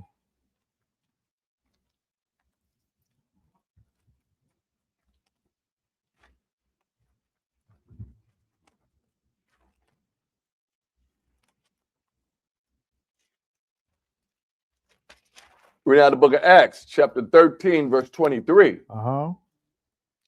Of this man's seed shall Yahweh. Everybody know who's speaking here? This is Paul right here. Same person that wrote Galatians, right? He said, of this man's seed hath the Most High, according to promise, right? Read. Raised unto Israel a savior. Raised unto Israel a savior, not everybody. Yahushua. Right, read. When John had first preached before his coming the baptism of repentance to all the people of Israel. To all the people of Israel. John only taught to Israel, right? Read. And as John fulfilled his course, he said, whom think ye that I am? I am not he. Right. But behold, there cometh one after me, whose shoes of his feet I am not worthy to loose. Right. Men and brethren, children of the stock of Abraham, and whosoever among you feareth Yahweh. Men and brethren, children of the stock of Abraham, his seed, right? And whosoever among you that what? That feareth Yahweh, to you is the word. Is the word of his salvation sent. To you is the word of salvation sent, right? Let's go back to Galatians real quick. Quite, that word is the scriptures, and that word is Yahushua. Right. All right. Good class. So let's keep on reading Galatians chapter 3, and you can read 26 again. Reading out of the book of Galatians chapter 3, verse 26. For ye are all the children of Yahweh, by faith in Hamashiach Yahushua. Right. For as many of you that have been baptized into Hamashiach have put on Hamashiach. There is neither Jew nor Greek. Yeah, see, y'all was Greeks. Y'all was Greeks before. Y'all grew up as Greeks. That's right. And we got the people that grew up as Jews.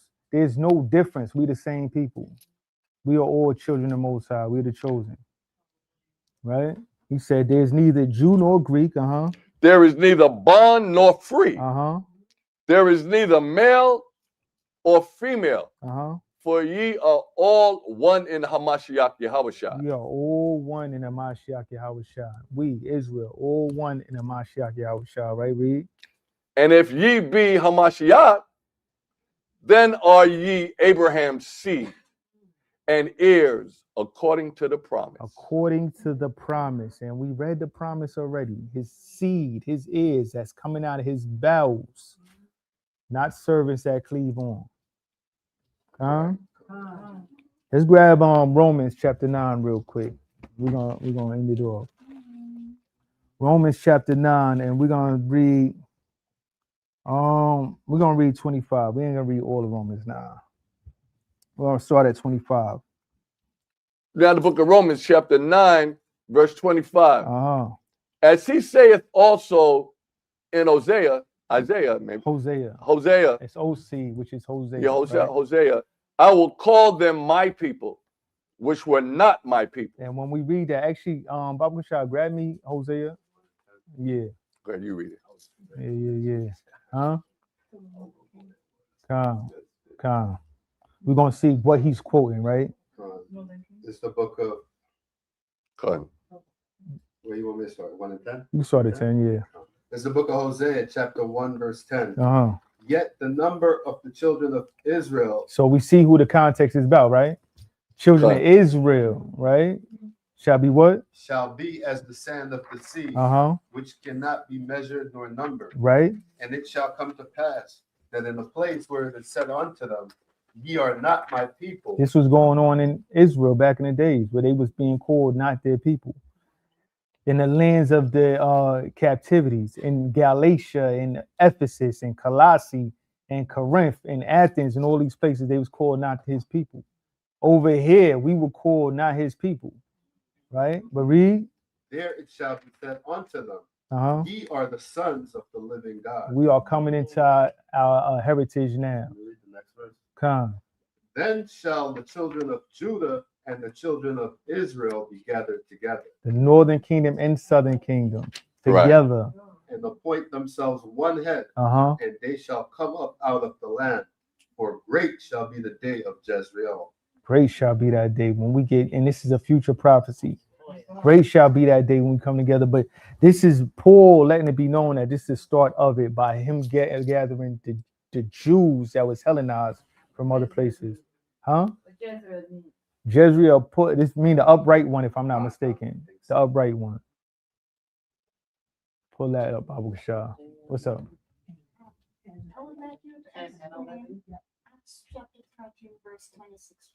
Acts chapter 13, verse 26. Con. We'll get that.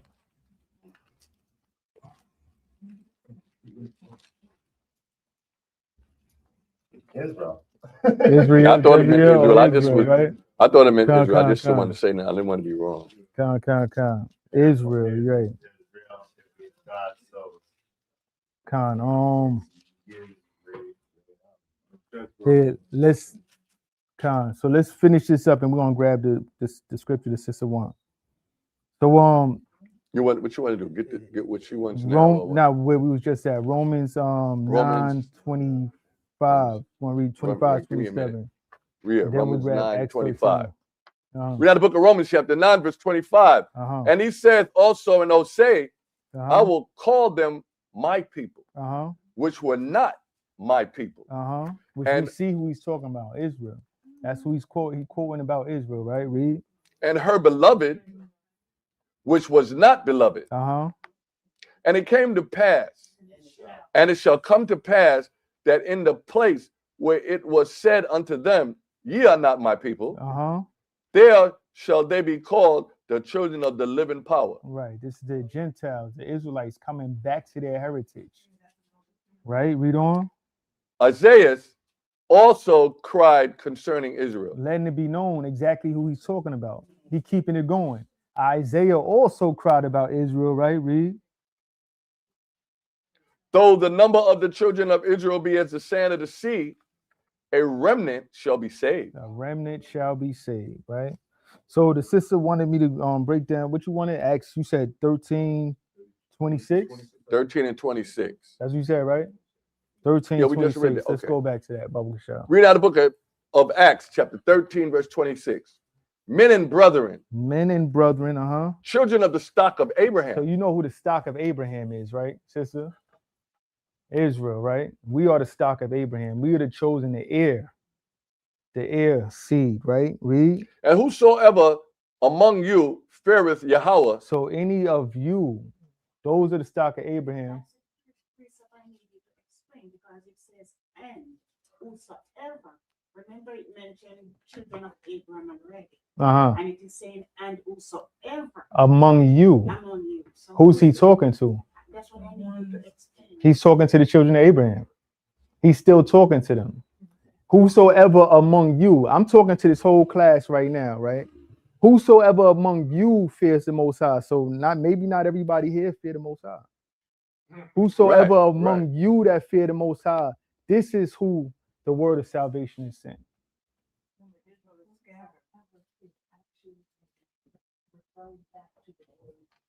Right. Whosoever among you, the children of the stock of Abraham. That's who he's talking to right now.